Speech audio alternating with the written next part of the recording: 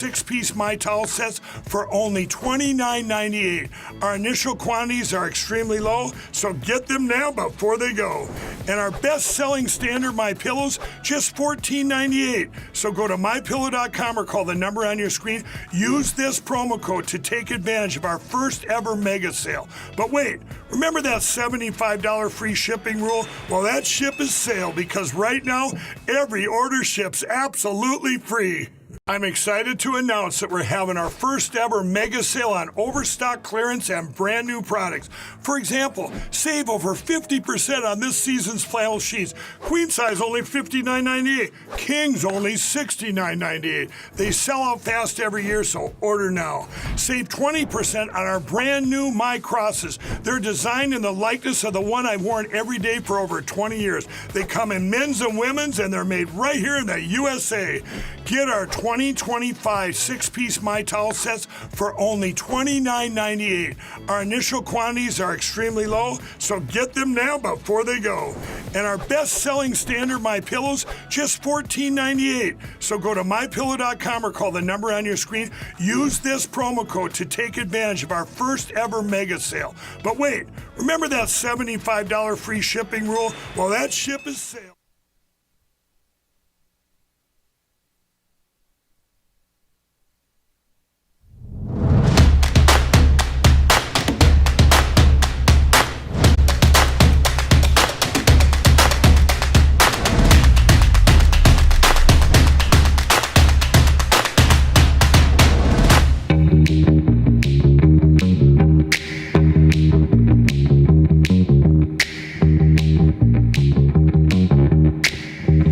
All right, 8 o'clock, live from Studio 6B on a Wednesday night. Real America's Voice, March 12th, and across the airways of 103.9 LI News Radio. Glad you're in on what's going to be a busy Wednesday night.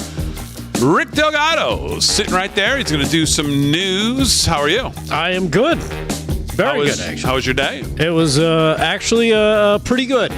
Capped off with, just before I came here, sitting down to a nice dinner with Mom. How's she feeling? She's doing good. Something I don't do that often is like eat with my mom. And I don't mean like, we'll go out to dinner. I'll take her out to dinner. But she actually cooked for me, which it's been a long time. What did she make? Just her, just your basic chicken and sweet potatoes and a couple other things. And I was like, damn, this smells good. You walk into the place and it smells, the smells of, your childhood, basically. Yeah. And damn it, if she's not still a pretty damn good cook. Still got it, huh? Still got it. Still brings it. Yeah. So, which is nice. But other than that, the rest of the day was pretty good. Okay, very good. How about you? It was good. Good. Wrapped up in college stuff, seemingly 24/7. Did you do another college today? No, didn't do college today, but just trying to get some, now that he's kind of zeroed in on one place, trying to look at what the next steps are. Figure what out bank I want to try to rob and get away with. Exactly. What I want to use as to do it. And then pretty much stuff like that. How to justify the college scam deal, right? That they try to run on you, that they do run on you. Yeah. But so we'll have to figure that out. So, well, I heard the president today was just a blast. That's what I heard. In the press conference with the Ireland, Prime Minister of Ireland, I guess. Yeah, Prime Minister of Ireland was in town. That was there, and I heard he talked about the Vice President's socks. I heard he talked about Conor McGregor. I heard he talked about Chuck Schumer, and just a wide-ranging show in the Oval.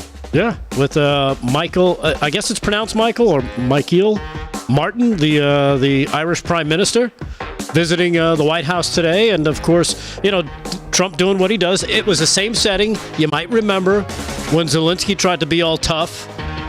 Same setting, but this time with an actual real leader who knows what these things are all about. He was trying to act tough? I mean, Zelensky. Oh, yeah. No, and I know that. I was saying in the same arena, same place. Same setting right same there. Setting, yes, right. Yes. They had their team on one couch, our team on another couch. Yes. Trump, of course, holding court as always. Child of the King, thank you for the membership gifts. Appreciate that already. Yep. It's also probably because he didn't have a side deal with the Democrats before Right. he got there. As Zelensky did. Right. Right, which I think we talked about that article. Paul, how are you? I'm well. Mr. Nolan's going to have some news as well. Slick will be here to do sports. He's got a town council meeting that he's at tonight, and he just texted me that he just left, so he'll be here in a little bit. Want to welcome everybody who's watching on social media at LFS6B. Hit the like, subscribe.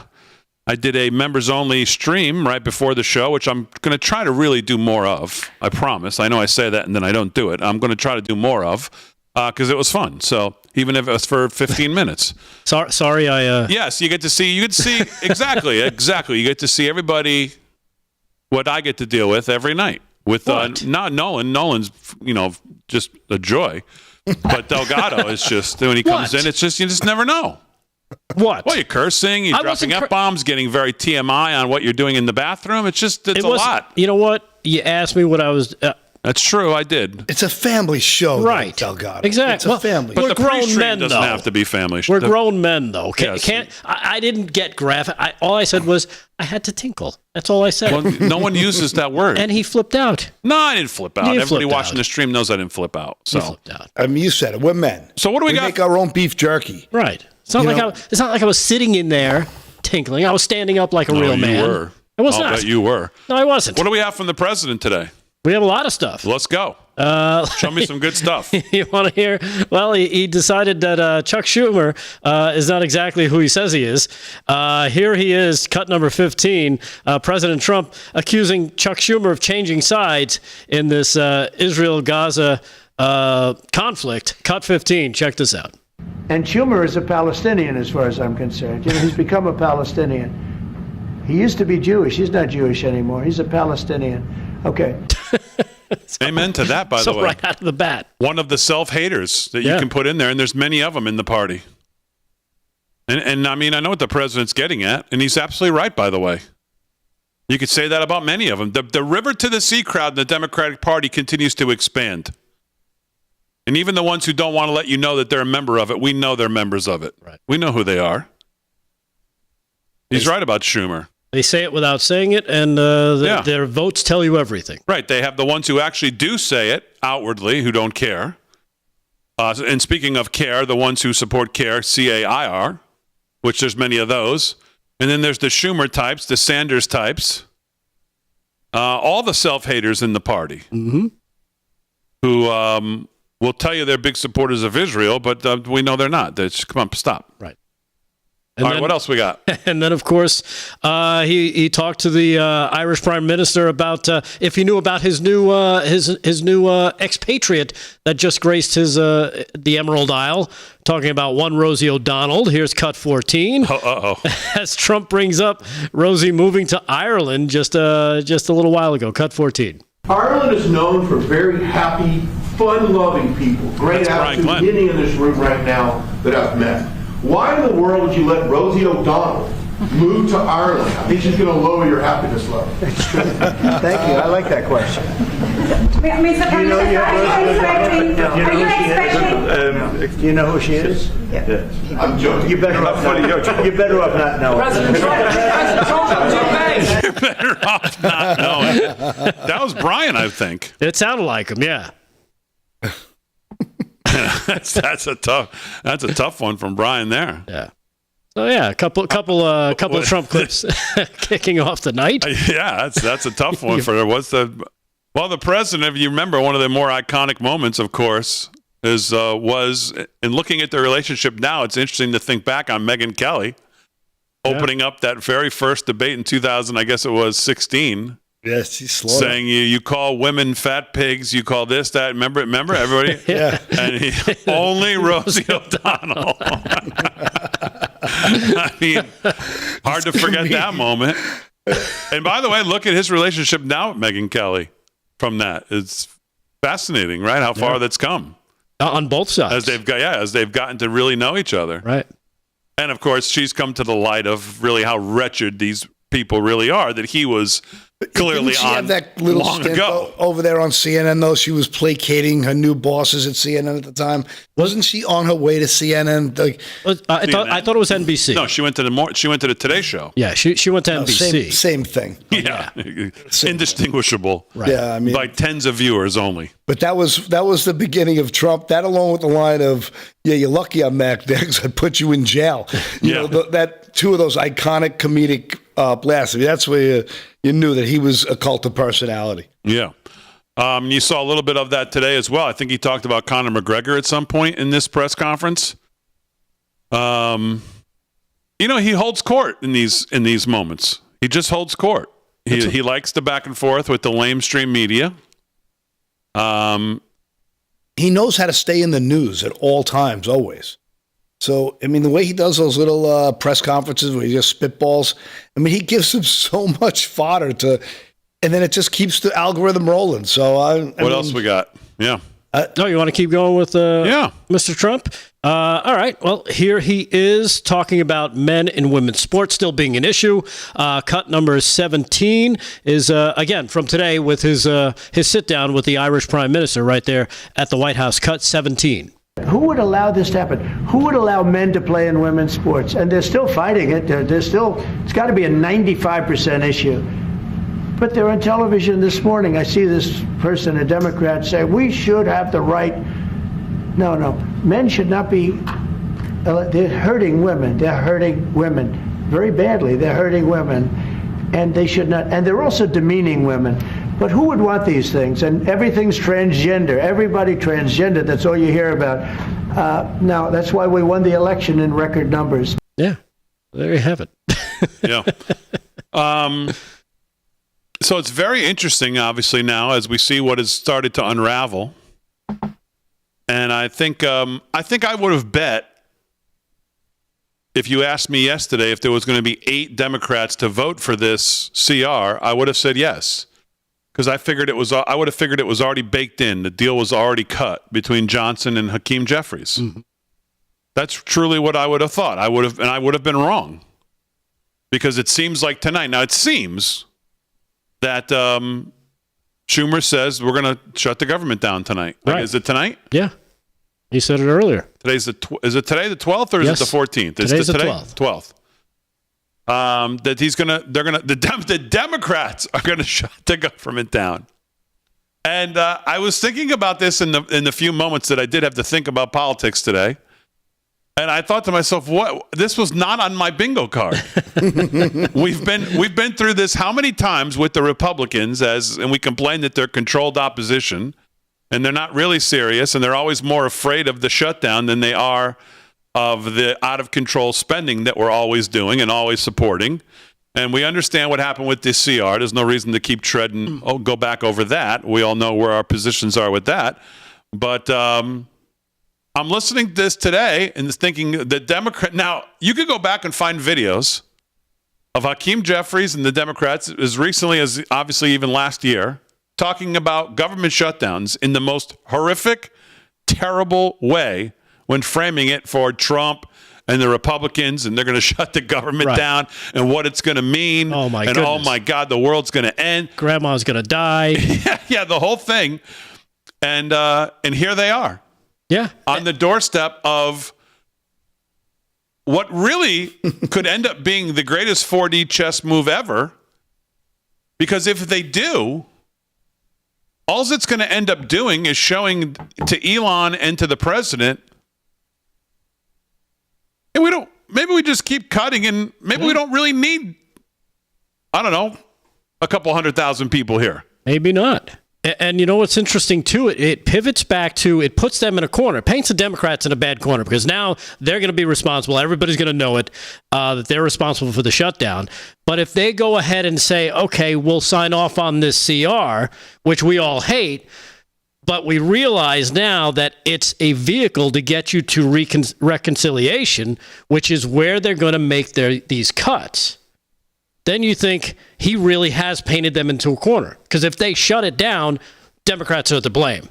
But if the Democrats have to vote for the CR and they pass it, Trump still gets what he wants, which is the cutting through reconciliation, which, according to all the experts, that's where the cuts are going to be made. Well, that's where we hope. Did you guys discuss the 4D move of, I know we got on a break, but did you guys discuss 4D move about tanking the market, raising the bonds? Have you talked about that at all? No. Okay, I'd like to talk about that. 13 past the hour, live from Studio 6B, just getting started on a Wednesday night. We're back right after this.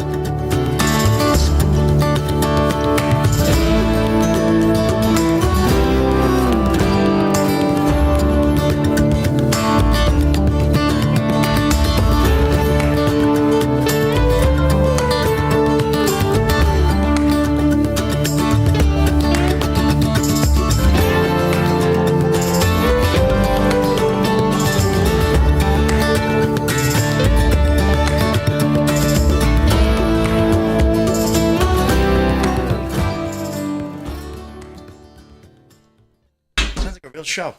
Thank you.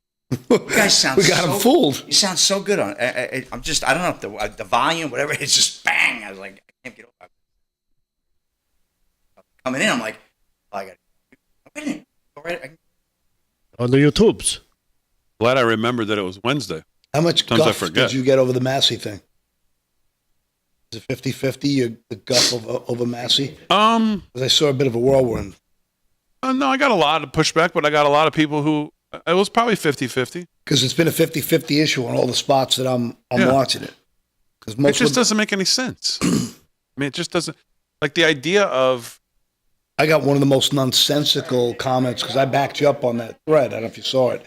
But I got one of the most nonsensical comments I've ever seen in my life. I said he was a champion to liberty in American politics. If he was a champion of liberty, he'd be in front of a cave with a sword fighting off demons. Wait, what? Yeah, I was doing that last weekend, Paul. It was a lot of fun. Yeah, Same thing as I said. Fighting demons? Fighting demons in front of the cave. I don't know what it is. That's what I do on the weekends. Anyway, It's a good Fiscal time. responsibility is a big deal. So it's good news. We don't want to hear any of we that. spoke the next day. I was trying to figure out, like, Check. why is he disrupting the market the way he is? No, it's like I'm listening to this like Saw a couple good arguments on it. great national. He's really trying to knock the stock market down, get it to reset a bit, raise the bond market up, which would force the Fed to lower rates. When he lowers the Fed's forced into lowering rates, then he could refinance a $7 trillion debt at 4% as opposed to. Well, we did 7. talk about that. The debt that has to be readdressed. We talked about it on Monday, but we didn't a little talk bit about that. the reason, like, what people, Peter Gammons, not Peter Gammons, something Gammons. Pretty good, like, he used a whiteboard and goes over, the yield curves, the bonds, and the markets, and he had a really interesting view on it. Well, CPI today was a little soft, and I think people are over. And I think they're overthinking that somehow because it was a little soft that.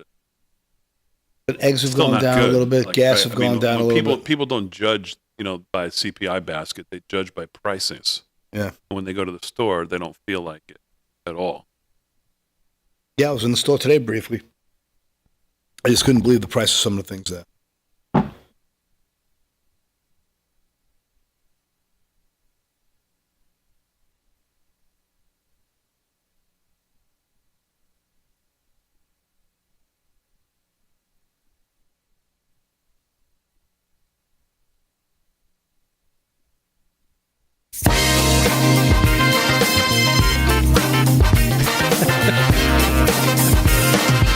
Ba-ba-da-na. 17 past the hour, live from Studio 6B. On a Wednesday night, Real America's Voice and across the airways of 103.9 LI News Radio. Glad you're in.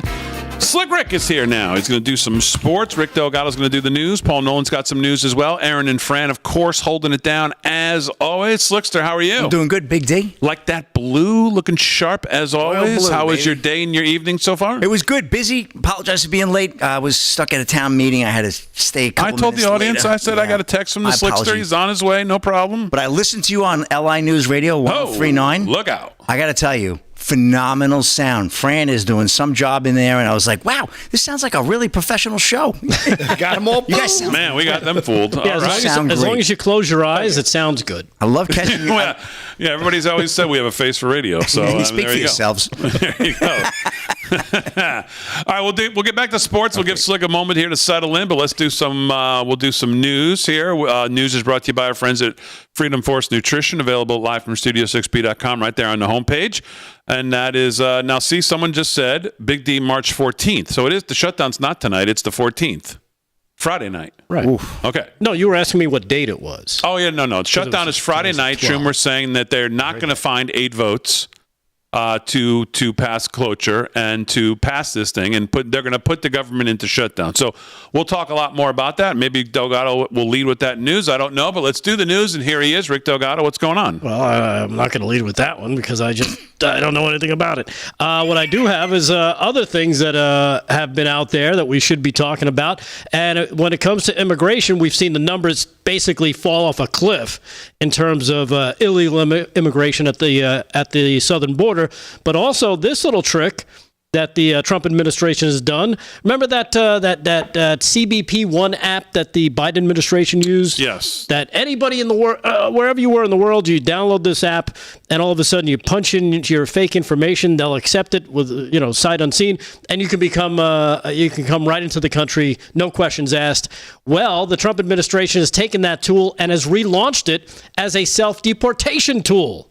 Yes, you heard it. They've relaunched the Biden administration's smartphone app used by nearly 1 million illegal immigrants to enter the U.S. as a self-deportation tool dubbed CBP Home. In other words, go back home.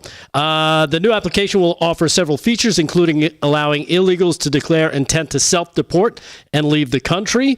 It'll give you access to get your butt on a No, I'm kidding. On Monday, the CBP announced that the relaunch in a press release listing the new functions. President Trump ended the previous application, CBP One, immediately after his inauguration in January. The new applications still allow non-migrant aliens to apply for and pay fees for an I-94 temporary level travel permit that allows visitors to travel 25 miles from the border and for periods no longer than 72 hours, but it ends there. In addition, the application will allow commercial importers to request inspections for perishable cargo.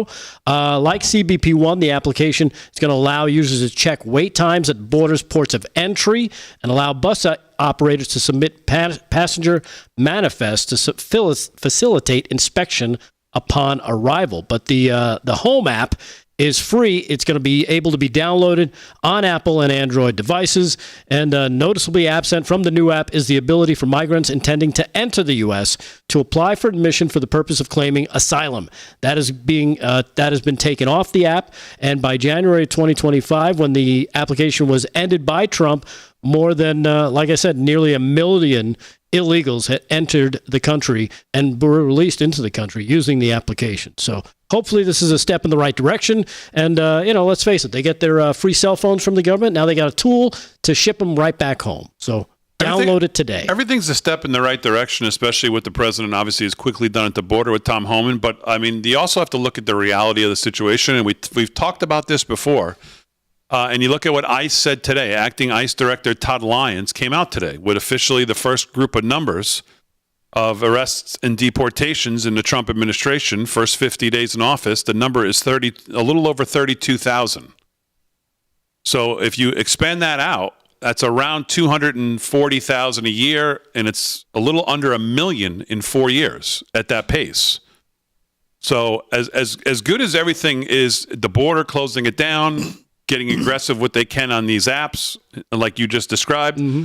The reality, as we said, of thinking that we were going to somehow deport everybody that, or even get reasonably close to anything remotely close to what Biden let in, I think that it's going to become increasingly clear that that's going to be just an impossibility for anybody. Yeah.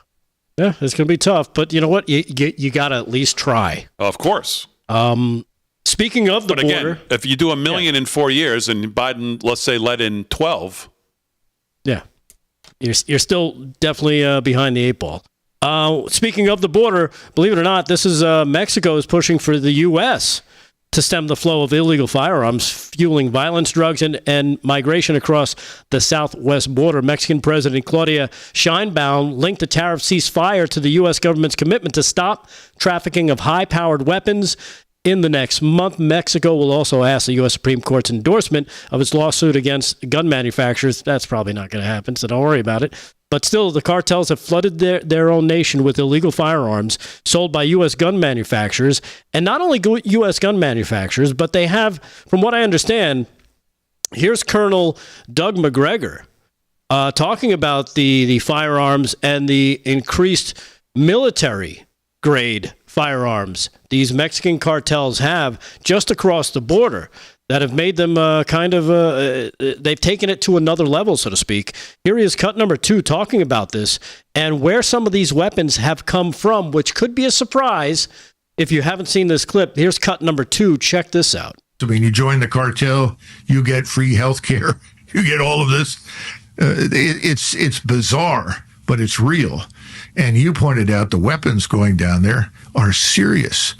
I was down there and we talked to several people who were border patrolmen, also talked to some Texas Guard people. They said we just go 100 yards on the other side into Mexico, and behind the ridgeline over there, you'll see all the weapons, all the RPGs, the Javelin missile systems that have found their way to Mexico. Javelin missile system? Oh, yeah, we've got it. They've got those things over there. From Ukraine? Yeah, sure.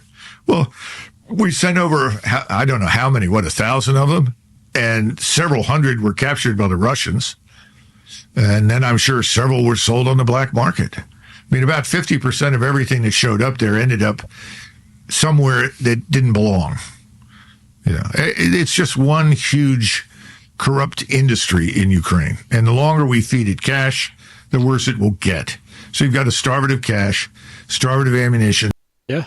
And that's just part of what they're finding. When you talk about Javelin missile systems run by or controlled by Mexican drug cartels. Right. We don't need Doge.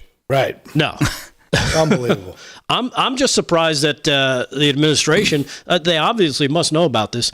Why haven't they just gone in and just lit up the place and just destroy all those things? So Same the reason cartels why can't use them. Obama left $10 billion of equipment for ISIS, and Sleepy Joe did the same thing for the Taliban. Same reason, to keep the wars going, to keep them funded, keep them armed, to keep their machine going in its perpetual circle pile of BS. That's why. Well, I'm talking about our current administration. I mean, it's kind of right? You would think Trump would be like, you know what, take that stuff out. It looks like he's busy. Had you ever heard this reported before today? No, not that the weapons had come from Ukraine. They've been selling their weapons on the black market to the cartels for about 2 years now, minimum. It's been going around in my news circles. That's just crazy. All right, 26 past the hour. We'll do sports with Slick, some news with Paul Nolan on a Wednesday night. Real America's Voice and across the airways of 103.9 LI News Radio. We're back right after this.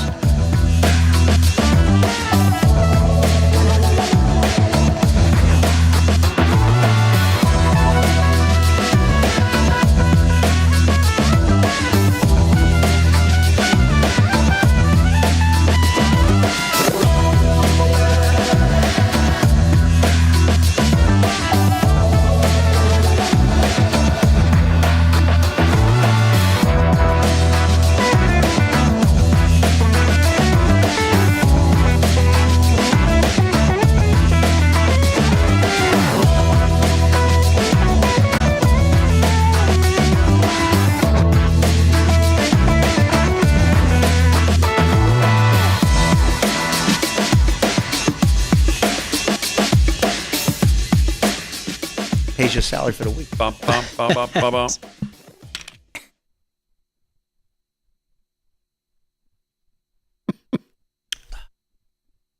Howdy, Rumblers. We're live in the chat. Big D, College of Ozarks, no debt. That's it. College of Ozarks, no debt when graduate. College of Ozarks. Not familiar. Yeah, you get a Weevil diploma. Where is that? Chat. Everybody in the Ozarks? In the Rumble chat. Let's get ready to rumble.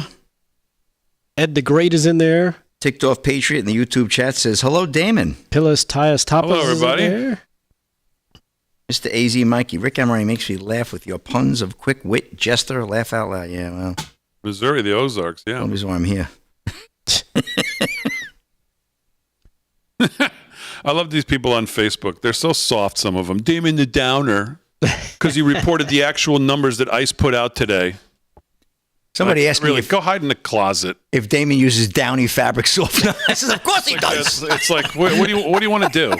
Well, don't talk about it. My computer. Joanne Benson says, LFS6B makes my evening in the YouTube chat. Thank you very much. Very nice. In the YouTubes. Mr. AZ Mikey says, Papa Nolan, good to see you, brother. I'd much rather him tell us that homeboy. everything is Appreciate great. Very nice. If I only talked about positive stuff, you'd never hear from me. Hello, Carol on Facebook. Thank you.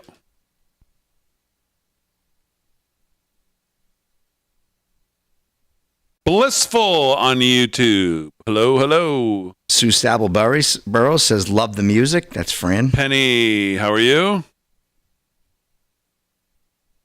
Fran is the man on the music. Sweet Potato, I had you. mine on last night. Oh, actually, I wanted to put something. I wanted to wear. I'll have to change.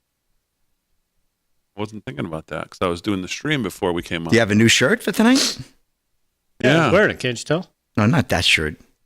Oh, I love this too. By the way, these what are these? This fabric called? They got a Pajama? bunch Is that velvet? bunch of them from Old Navy. Fleece, They have calls. terry cloth, It's right? like terry cloth. Terry, yeah. Oh, Terry. man, it's the best.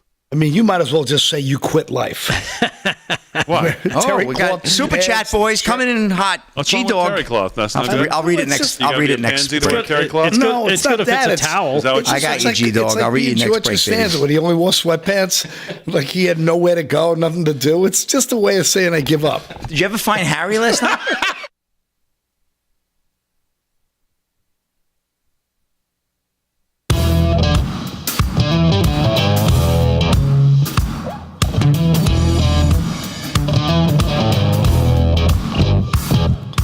Minutes past the hour, live from Studio 6B on a Wednesday night. What the hell's going on? March 12th. Big feather. Real America's Voice and across the airways of 103.9 LI News Radio. Slick's not doing sports yet.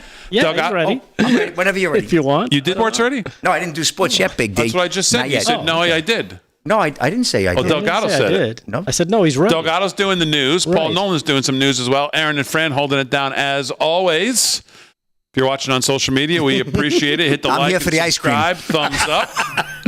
Yeah, I'm loitering. You're waiting for ice cream. Let's do some sports. Sports is brought to you by Mike Lindell. LFS6B is the promo code to use if you want to shop at MyPillow. If you're shopping there for Easter stuff, Mike's got some great stuff. He's got that Mike Cross. Now he's got some pillows. He's got all kinds of great stuff. And by the way, you know it's a good gift. Mike Lindell's book. If you have some people struggling with, that's a story of struggling and coming out the other side. Mike Lindell's book. That's a good gift for somebody to read as well. LFS6B is the promo code to use at MyPillow. Slick's got sports. Slickster, what's going on? Nice Mother's Day or Father's Day gift. Shop early, right? That's coming up Before too. you know it. Yeah, That's good. Easter, Good Mother's idea. Day, Father's Day, St. Patrick's Day? That's a nice book. That's a nice gift. St. Patrick's Day. Yeah. Oh, St. Patrick's Day, yes. NCAA, Charms. Big D. Men's Basketball Division I, big selection Sunday coming up in just a few days. Who's your number ones? Well, I don't know. I'm going to kind of roll with Alabama, I think. I like them. Alabama. Yeah, I like them. As a number one? As a number one, but that's who I'm kind of going with. My dark horse. You like Nate Oates, huh? I like Nate Oates too. He's a great coach. Yeah, but they ain't going to they're not going to beat Auburn or Duke or. Oh, they just beat Auburn. Oh, that's right. They beat Auburn, yeah. Auburn's another good But they're team. not going to beat them in the tournament. I think Duke is the team. They could beat them in the Big D. tournament. I think Duke's the team this year. What do you think? I don't know. There's about a Duke. lot of parity in college basketball, man. You know what the problem with Duke is? I'm going St. John's. They're not playing anybody. Look out for St. John's. I like that call, Queens, too. baby. I like that call. I like that. Look out for St. College John's. basketball needs St. John's to be good. Yeah. Just Patino like- breaks out the white suit. I'm all on St. Oh, John's. the white suit. Yeah, the Yeah. communion Did you suit. see it last week when he broke it out? No. Did he? He had it on. Yeah. Did he? Oh, man, that's a classic. So what's going on in sports, Lickster? Well, SEC tournament first round underway right now. Mississippi State leading LSU 51-38, 15 to go there in the second. Patriot League Championship. We got this is the final. American 56, Navy 38. Big game there. California right now 57-56 over Stanford. That's the T. Rowe Price ACAA tournament. 10-36 to go there in the second. Finals from earlier tonight. Georgia Tech over Virginia. 66-60. Iowa State 76-56 over Cincinnati. That's the Phillips 66 Big 12 championship second round. And SEC first round, another game. Arkansas tonight 72-68 over South Carolina. Tight game there, but a good win. North Carolina defeats Notre Dame 76-56. Texas over Vandy 79-72. And McNeese defeated Lamar 63-54. Oklahoma and Georgia getting it on at 9:30, as is Kansas and UCF. 11:30 out west tip-off. North Colorado taking on Montana. To the ice we go. Kind of a light schedule, but we have the Red Wings 3-2 over the Sabres, end of one. And coming up, all these games are on the dock here. 9 o'clock, Canucks at the Flames. Ducks, Utah Hockey Club at 10. And at 10:30, the nightcap in Seattle. Canadians taking on the Kraken. NBA action, Celtics and Thunder. Thunder up by 150-153 to go there in the first half. We have the Hawks 47-44 over the Hornets. A minute to go there in the first as well. We have the Clippers right now over the Heat 26-13. 3:40 there in the first. All tied up at 27. Suns and Rockets out in Houston. 48 to go there in the first. Grizzlies over the Jazz 26-24. And last but not least for live action, Mavs 21-20. That game is also in the first quarter. 2 minutes to go there in the first. We got the Eagles' White House visit is set with President Trump. The date is on the calendar. And White House Press Secretary Caroline Leavitt says announced the team would visit April 28th is the big day for the Super Bowl championships. That is a big day. Yeah. Yep. For the champions to come in. Scott Thompson of Fox News. A date has officially been set for the Philadelphia Eagles White House visit with President Donald Trump to celebrate last month's Super Bowl victory, April 28th. I told you that already. As the 45th president of the United States at the time, Trump rescinded his invitation to the Eagles after their Super Bowl victory over the Patriots, after some players said they wouldn't attend. This time around, Trump acknowledged we wanted the Eagles to get to the nation's capital to celebrate, and that's exactly what is going to happen. So that's some good news to hear. I'm really happy about that. But we'll see what happens.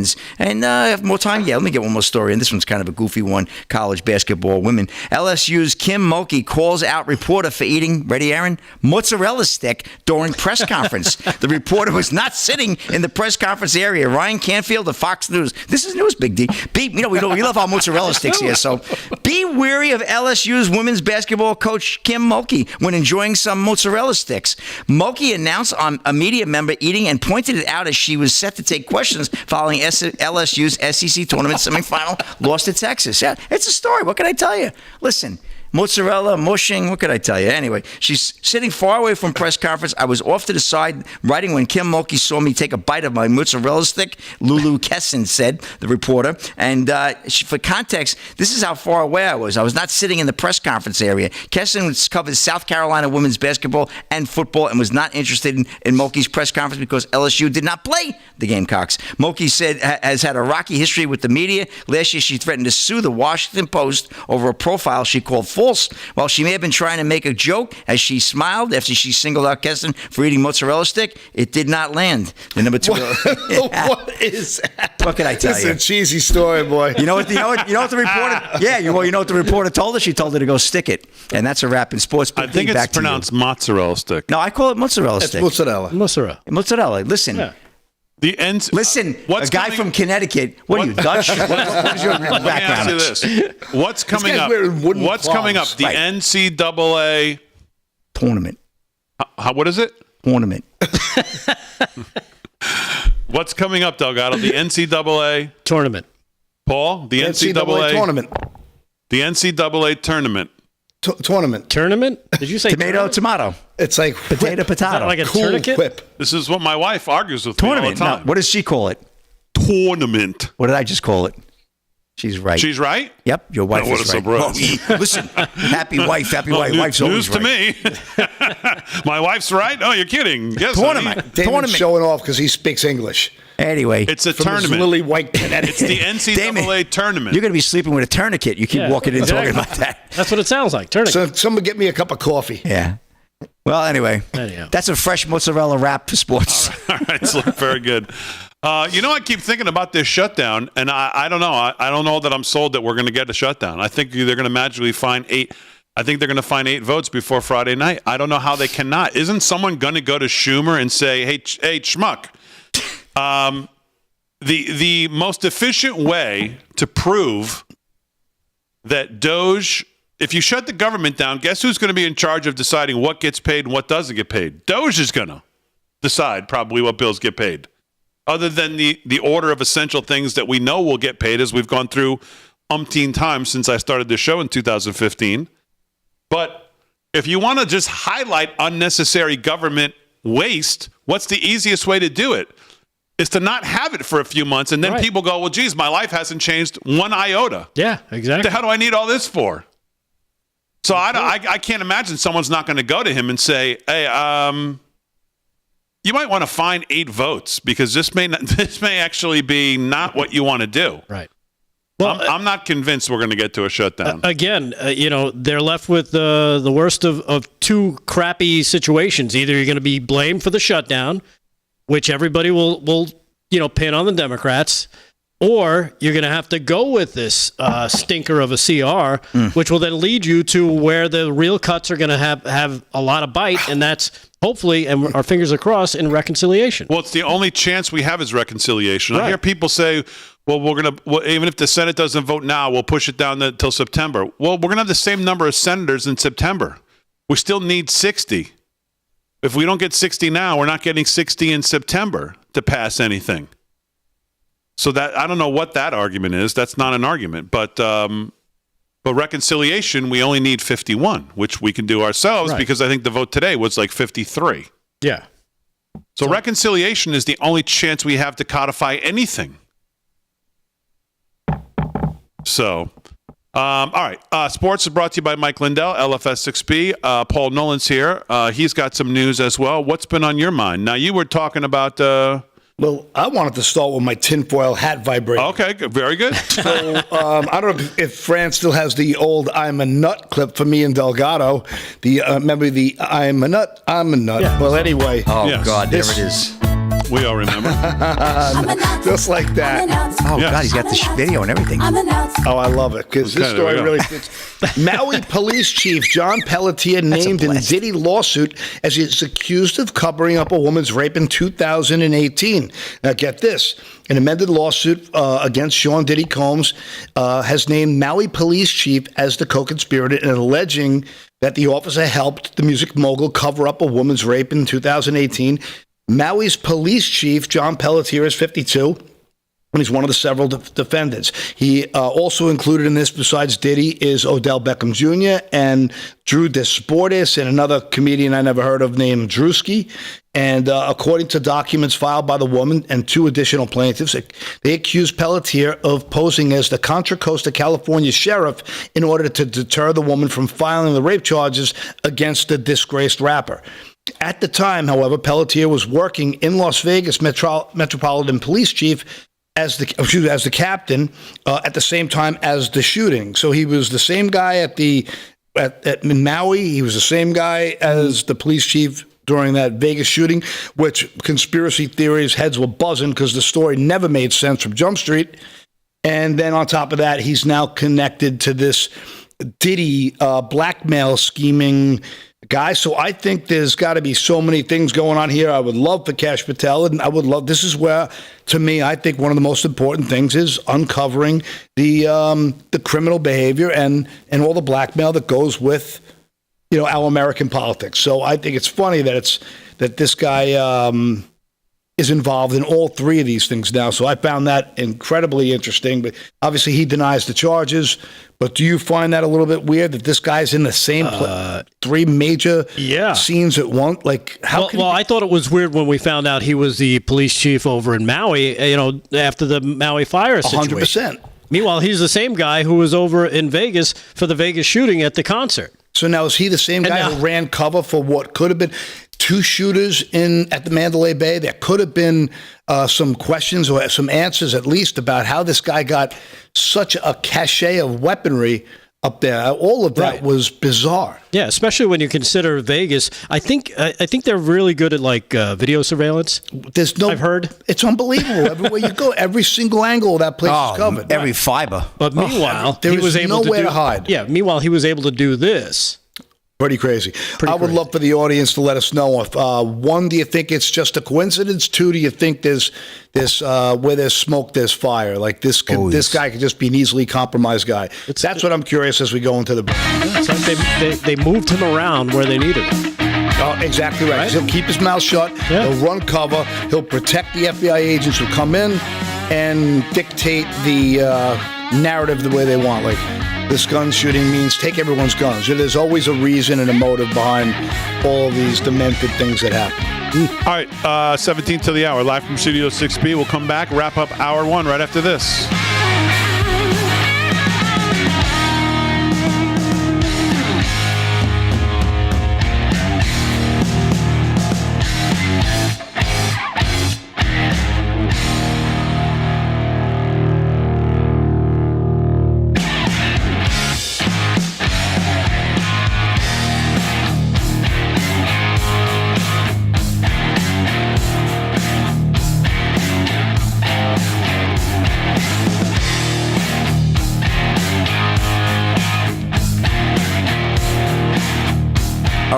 Super chats. Let's go. Live from Studio 6B in the YouTube, Big D. G-Dog coming in with $19.99. I must hope all the fake IDs found at the borders have been put in facial ID software somewhere. So that was a good one. So thank you, G-Dog. $19.99. And then we got a big one here, Big D. Alice Nielsen. I think I'm saying that. You might call it Elise. I'm calling it Alice. Alice Nielsen. It says DKK, $100 super chat. Love and thanks to LFS6B, Trump, and Elon. Nice company there. Wow, thank you very much. I'll take that. $100. And Alice Nielsen also gave us a $50 super sticker earlier that I wasn't able to call out. Wow. And that super sticker had a little emoji that said, keep it up. Keep it up. Thank you very much. There you go. Thank you to all the fan support. We appreciate it, of course, whether it's on Rumble or on YouTube or at the website or any place else. I have a message that was sent to us on X from Susan Smith on X. Hey, Fran and Aaron, today is my double nickel birthday. Can I get a shout out during the next break? I have 2 high school seniors watching. They'll flip out if they hear it. LOL. Wow. Oh, that's cool. So happy birthday, Susan Smith. Happy birthday. Happy birthday. Happy birthday. Happy birthday. What was her name again? Double nickel. Double nickel. Look at that. That's a good description. Must be 55 years old tonight. Yep. That's double nickels. Another super chat in the YouTube. Thank you, Alan Krentz, $5. Shutdown. You got it already? You got it? I missed it. Did you get it already? No, I'm just saying Captain Obvious. Don't double nickel. Disrupt me. I'm in a good flow here. This guy's disruptive. Here we go. Alan Kent's $5. Careful, Slick. You want to get some. You're going to get some ugly comments from people if you pick on Delgado. Oh, you know, well, no, I'm getting flustered. Delgado, but be careful. You'll be rude here in a second. You got to let Slick Rick cook, though. I'm super chatting. Come on, people are sending us coin here. Slick, easy. Come on, Slick Rick. That's Delgado right there. We get that trending. Slick Rick cooks. Do you want to be popular in Facebook, Slick? Don't talk to Delgado like that. I don't want to be popular in Facebook. Come on, do the shout-outs. Do it the way you do it. I mean, Alan Krentz, $5, baby. Let me get back to that. Shut down. Just don't pay debt bonds. Then watch them freak out. That's what I would have done. That's what I would do. DUE, do. Thank you, Alan Krentz. $5. Okay? Appreciate you for that. All right. Baby, I was born all right. Let's see what else we got. Oh, and we had Child of the King. I don't know if you got that earlier. She bought 20 super chats. She's a gem. She's a gem. 20. Thank you, Child of the King. I want to have a barbecue with the audience. I want Mark Gibbs, the barbecue master, to run a barbecue, and we all just go there and meet all the audience. Right.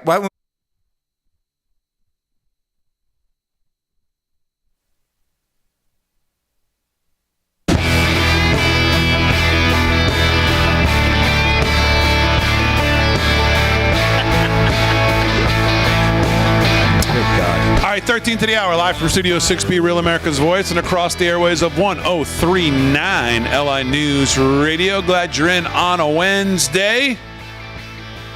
Couple of things here I took notice of today. First of all, CPI came out this morning, and it was a little softer than people expected, but you dig into the report and see what really came down.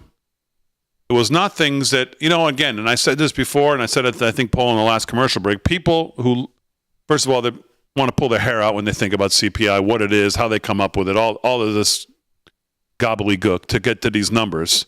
And as we said, it's all just a basket of misinformation, quite frankly. And of course, if you look at housing, the most basic of human needs, and in 2/3 of the CPI number, it's just rip-roaring hot. The prices of housing still going up all over the country, unaffordable all over the country, mortgage rates unaffordable all over the country. But furthermore, people just don't judge their life by some number that, CNBC reports once a month at 8:30 a.m. on a Wednesday or Friday morning. They judge it by the prices of the things they buy when they go into the store. And I hear people on TV today going, oh, it's down to over 3.1. 3.1 is terrible. I mean, I think people have kind of lost perspective of CPI under Trump when he left office was 1.8%. Now we are at over 3. We've been as high as 9. And the way the media frames this stuff, it's like crazy. It's like something goes from 1 to 5, and they go, oh, it's a 500% increase. The next month it goes from 5 to 10. They go, oh, it's down to just the double. It's like, it's no good. It's still no good. And Trump's going to need a lot more time. You factor in these lags. That's like, I mean, I know people want to attribute good things, if the numbers are good, to Trump and bad things to Biden. But realistically, it's all attributed to Biden right now and what they did. Because you can't make up for the lag of the way these numbers work their way through the economy.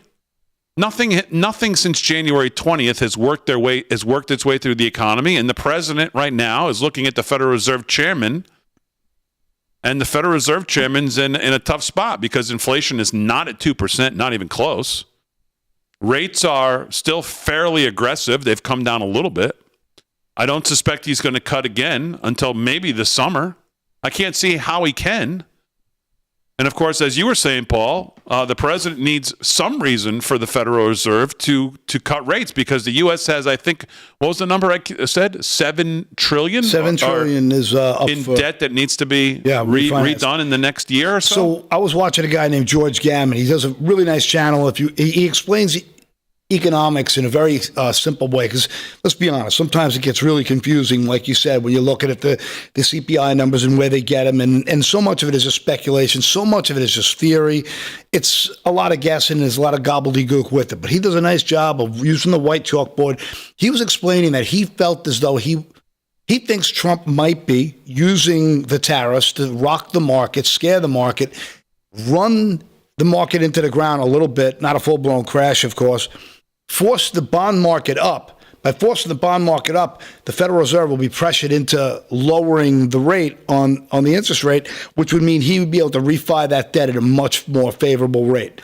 So, which would alleviate a big burden of servicing the debt. So I thought that was an interesting take on it. I will try to find it and I'll put it on my social, my X page. I keep calling it Twitter, but I'll put it on my X page, which is all the way up to 1,800 people. A couple of other things to point out about the numbers, and I think I retweeted this on X. You can put this up, Aaron, if you can. But just again, to put things into perspective and why you can't immediately rush to blame somebody or give credit to somebody. I mean, this is not something you can blame on Trump, but look at the numbers. The first 5 months of fiscal year 2025 produced a deficit of $1.15 trillion. That's $319 billion more than the deficit recorded in the same period last fiscal year. Insane. We are running a $2.75 trillion annual deficit. Unbelievable. And February was worse spending deficit this year than it was last year. It's almost like they're trying to collapse the dollar to usher in a new currency. from Zero Hedge today. U.S. deficit hits record $1.1 trillion in first 5 months of 2025, as February taxes failed to cover even half of the spending. Ugh. They say, first, the good news. Elon Musk's Doge is going through government spending with a fine-tooth comb, slashing $1 million here and $1 billion there. The bad news, at the rate it's going, Doge will need a few hundred years to make a tangible impact, because as the Treasury just reported this morning, in February, the U.S. government spent a staggering $603 billion, a 6% increase from the $567 billion they spent last February. So this past February that just ended, we spent $603 billion, up from February of last year, $567 billion. It collected $296 billion in tax revenue in February.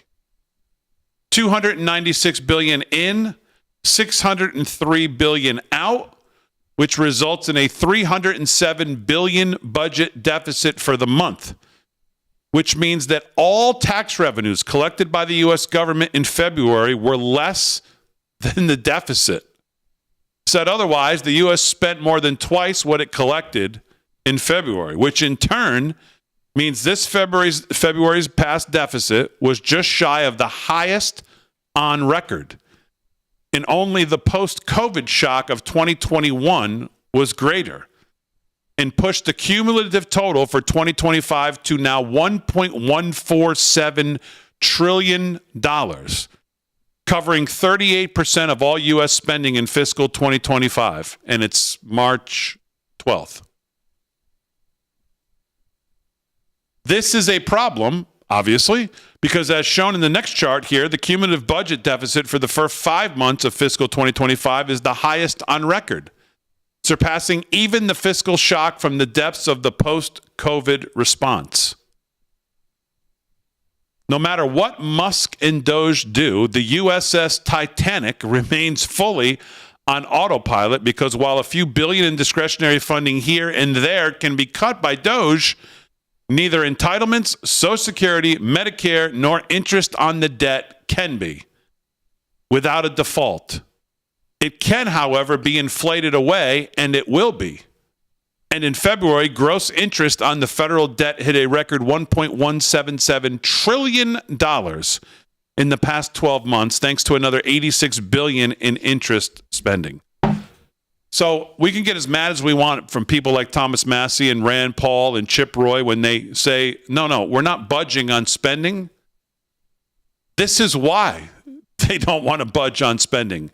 Because if this was a company and you had losses like this on the balance sheet, you would be out of business, broke, bankrupt, Chapter 11, Chapter 13, all of it. Fired. Gone. Finito. Fired. Think about it. Nobody can sustain these kind of losses other than the U.S. government at our expense. Yeah, think about it. If you were in charge of that, you'd never work again, because people would look at one look at your history and be like, yeah, no. Yeah, you spent $603 billion, you took in $305. Yeah, we're gonna bring the janitor in here to take your job. Exactly. That's how bad it is. It is bad. USS Titanic. That's a good name. Because we've already hit the iceberg. It's just how fast we're going to take on water at this point. All right, it's a wrap on hour 1, hour 2 coming up live from Studio 6B. Quick.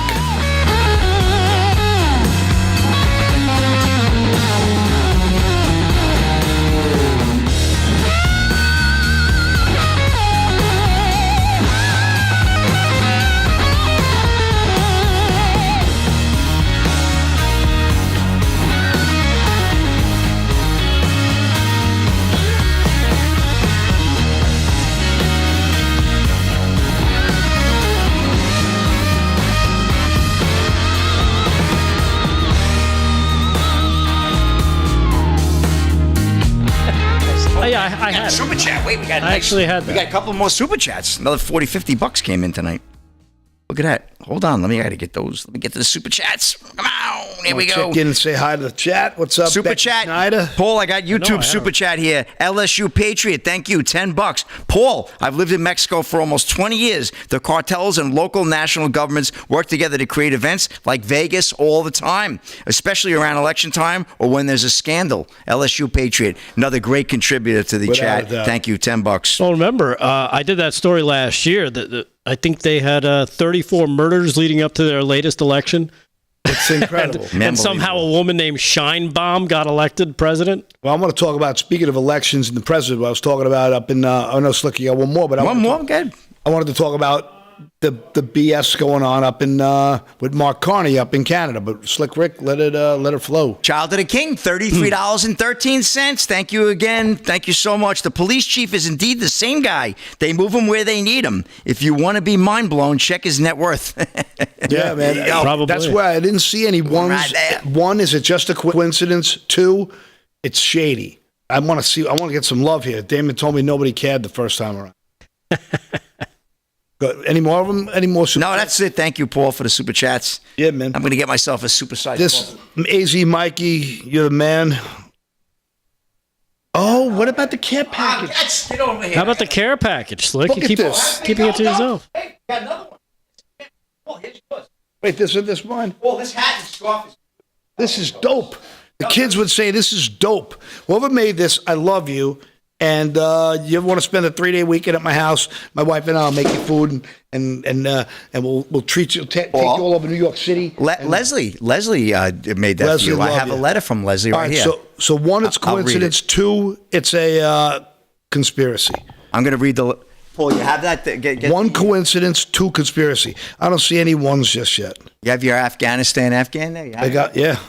This Afghan's dope. I should shout this woman out if I could was it the top of the hour? No, all right, we'll wait a little. Oh, Cat's Beat, thank you. We all said too. Damon said nobody said nothing. Nothing. Now I'm back. See, Damon's the heavy again. Couple more super chats, Big D. That was nice. Call for Rolly says, Slick is at Xmas. The material of this blanket is so silky and it's so heavy and nice. I know. It's beautiful. I got to get Paul to make a jet one. Leslie to make a jet one for LSU Aaron. Patriot.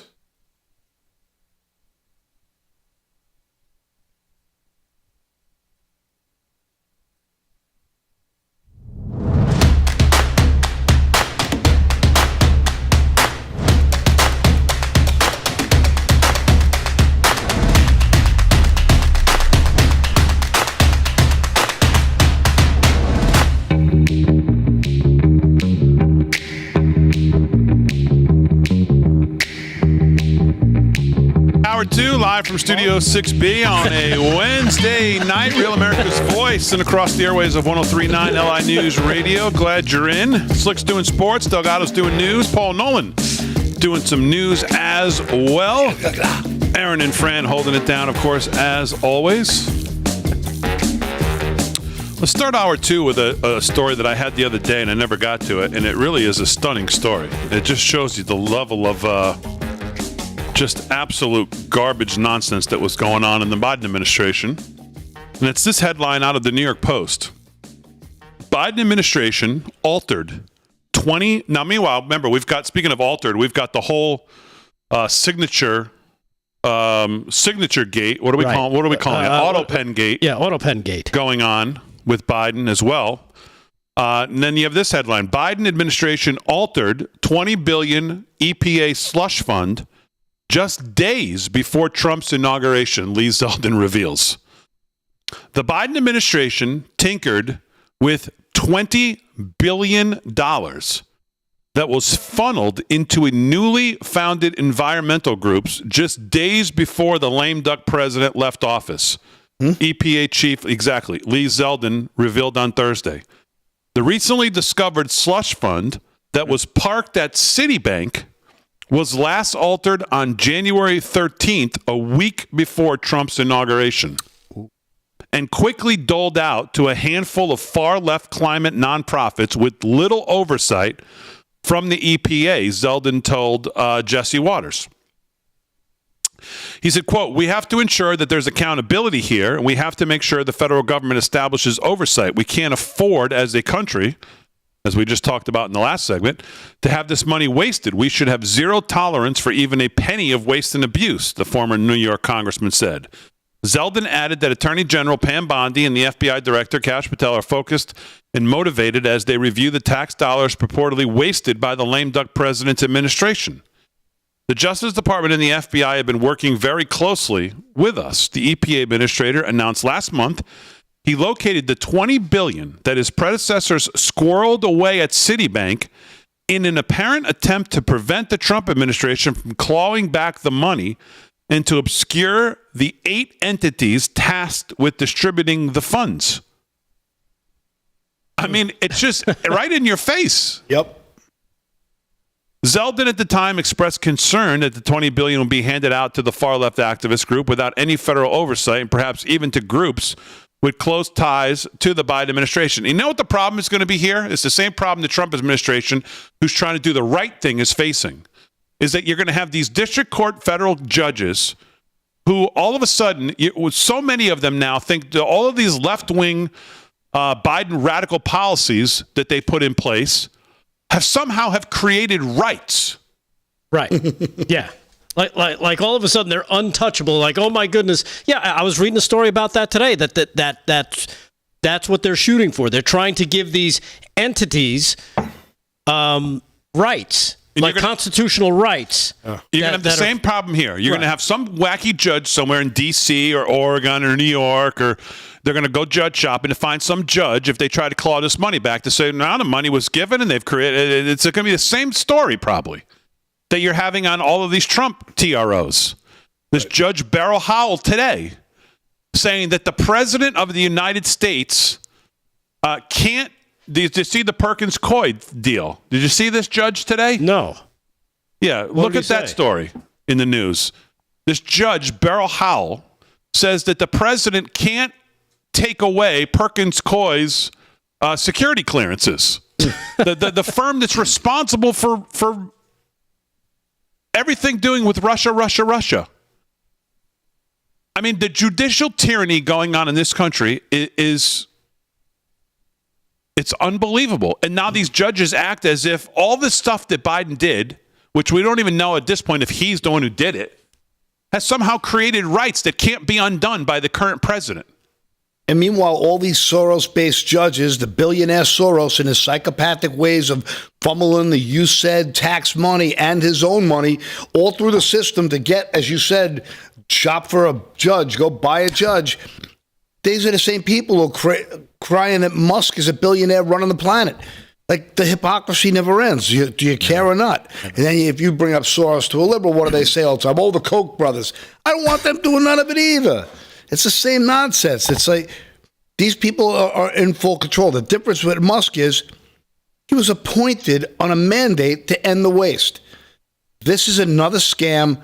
They're busted and they're protected. It's a joke. Yeah. The Climate Fund was part of the Inflation Reduction Act, Greenhouse Gas Reduction Fund. I guess. That sounds like a good front money. That sounds like a good way to launder money to groups that you want to just give money to. Yeah, that's hey, it's part of the Inflation Reduction Act, Greenhouse Gas Reduction Fund. It's what? That's got a gas leak. Yeah, don't worry about it. That's a gas leak. Yeah, here's a 38,000-page document. You can read about it. Yeah, a 2022 law that was aimed at combating climate change and creating clean energy. The money was eventually funneled into environmental groups, of which had only recently been founded. So they found. When did you start your company? Yesterday. What'd you do today? We got $40 billion from the government. Sure. We're set, man. At least for the next year. Right, you had a good day. Right. and you can't get the money back, and you're not allowed to know what we're going to do with it. Yeah. When did he give it to you? 2 days before he was leaving. Oh, really? Do you have a business plan? Of course like they said, throwing gold bars off the side of the Titanic.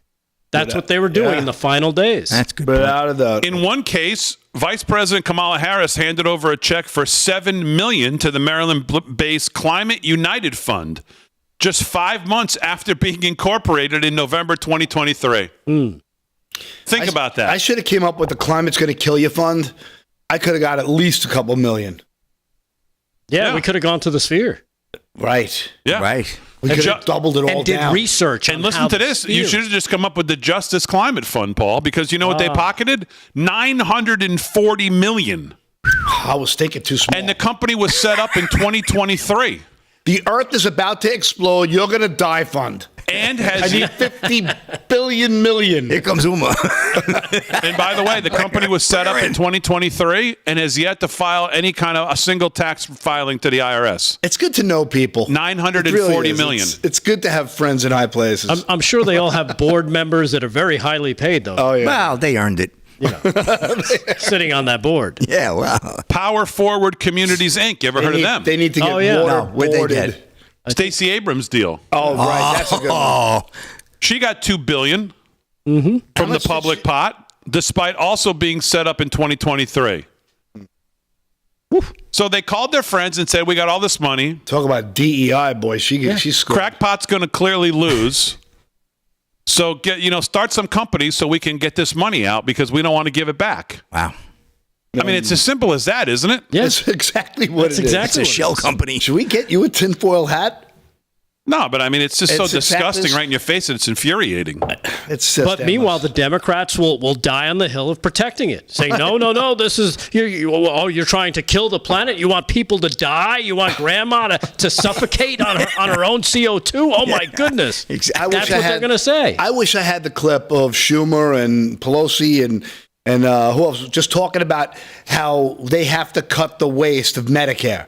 Well, you don't have it, but I do. Oh, Of course I do. Delgado to the rescue. Come on. I want to finish this the Abrams thing. Listen to this. Power Forward Communities, Inc. That's the Stacey Abrams. She set it up. That's great. She set it up in 2023. You know what their revenues in 2023 were? No. $100. Wow. They got $2 billion in 2024. We got more in Super Chats tonight. It took a little while to work out the bugs, but I think she's on the right path. The cash for the charity came from a huge $370 billion climate slush fund of taxpayer money overseen by, guess who? John Podesta, a political consultant who was the chair of the Hillary Clinton failed 2016 bid for president and White House chief of staff to Bill Clinton. Last year, EPA advisor Brent Efron was caught on video describing how the agency hastily parceled out a related $20 billion climate fund that was held by Citibank before the end of the Biden administration. Zeldin has since pledged to recover the money from Citibank. And that's pretty much, like you said, the gold bar scheme. Pretty shocking. Ping Pong Pizza Podesta is involved with him and his brother, and they're all just so intertwined, and it's the nepotism is brutal. Yeah, and the thing about that Stacey Abrams group that she founded, they got that big $2 billion because they did a study in a small area of Georgia where they helped people buy energy efficient appliances. And they showed, look, the government can help people buy energy-efficient appliances. And if we can do this in a small town, imagine what we could do around the country. Meanwhile, they're spending money to buy appliances for people and showing you, look, it could be energy efficient. That's what they do. Yeah, and they made sure they were all GE, and then they bought GE stock 3 days before they bought $7 billion worth of GE appliances. Exactly. And then they shorted the stock after the program ended. So that's what her program did. That Power Forward program. It's sick. Yeah, bribed people. In other words, it's bribe. Basically, yeah. They have all their bases covered there. And what happens to these people? Well, nothing. So far, nothing. And then you'll get some judge who will defend the money. Right. Hey, post that hypocrite clip. What number is it? Cut number 1. I call these people Team Doge. They're the Team Doge spokespeople. Talking about waste, fraud, and abuse, which, again, we're talking about right here, and Stacey Abrams is a prime example. Here's cut 1. Check it out for yourself. And look who these spokespeople happen to be. We cannot keep our promises on Medicare. We simply must make the cuts in waste, fraud, and abuse in Medicare so that the benefits and the premiums are untouched. We owe it to our seniors. We owe it to our country. There is an enormous amount of waste and fraud and abuse in this government. How much do you when there is waste and fraud, you have an administration who should also be on top of that situation. If we're going to eliminate the waste, fraud, and abuse in Medicare, it does mean we're going to cut some of that out. And when I hear my friend Dave Camp say you cannot cut money out of Medicare, you can't just get up there and say, we don't want to cut anything out of Medicare. We want to cut the bad stuff and keep the good stuff. Right. The great Maze Moore on X put that together. I mean, that's the gift that just keeps on giving. Yeah. It's amazing because that is exactly what Elon is doing and what his team is doing. And you just saw the Team Doge right there speaking up for Elon and what he's doing. Great to see him get out of Dodge. It's like when you go back and look at the YouTube videos of Obama and Clinton talking about immigration. Oh yeah. Yep. They sound like they sound like Republicans. Yep. Back then, they wouldn't even be allowed in this Democrat Party of today. Heretics. All right, we're back live from Studio 6B on a Wednesday night. Right after this.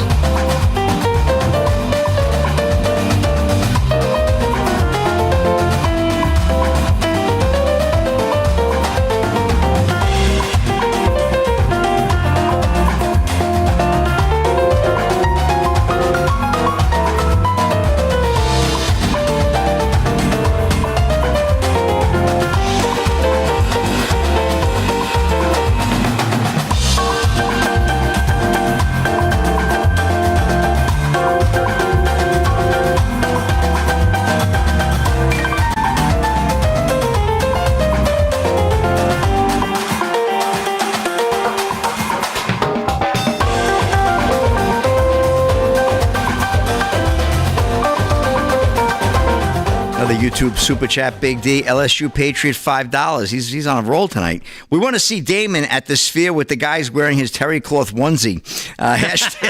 Hashtag Damon lost a bet. Delgado, check the trans congressman clip from today. I've told you that 50 times. That's not from today. Okay. No? No. That's I think 2 days ago that happened. I've had it, but we just haven't had a chance to run it, huh?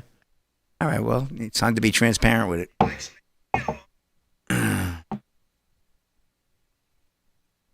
You got one read here, Damon, and a guest at 9:30. Oh, we got a guest tonight? Who's the guest, Who's friend? the guest? James Finch. James Finch? That the title lock thing? Yeah. He owes me title.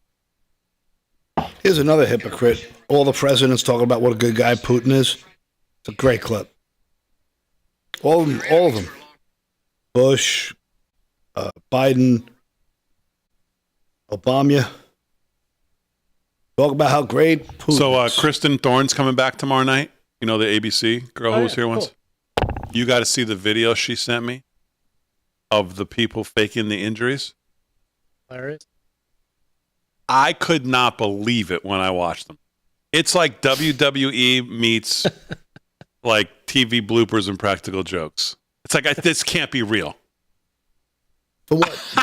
What were they faking the injuries for like lawsuits? Yeah. Share it. Yeah. She's like doing an investigative report. I could not believe it. Falling off a roof. You won't believe it. You're like, come on. All right, next break. You're like, no way. Show it. No, tomorrow night. She's going to be on tomorrow night. This is a 5-time Emmy Award winner. Yeah, but I don't watch this show when I'm home. No, nobody. What am I doing right now? Who does? I'm not watching this crap when I'm home. I thought There's you were gotta be some. I got Rachel. I'd rather watch Rachel Maddow on my DVR from 2009.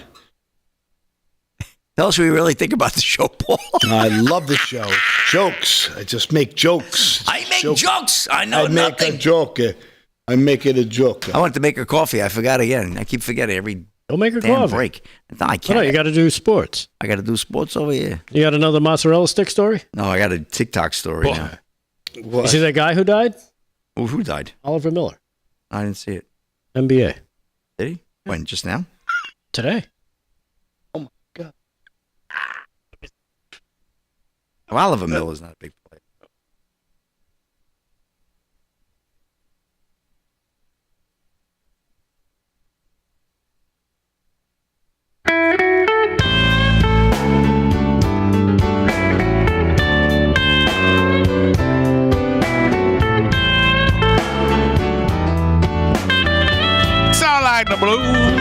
past the hour. Let me talk to you about our friends at Birch Gold.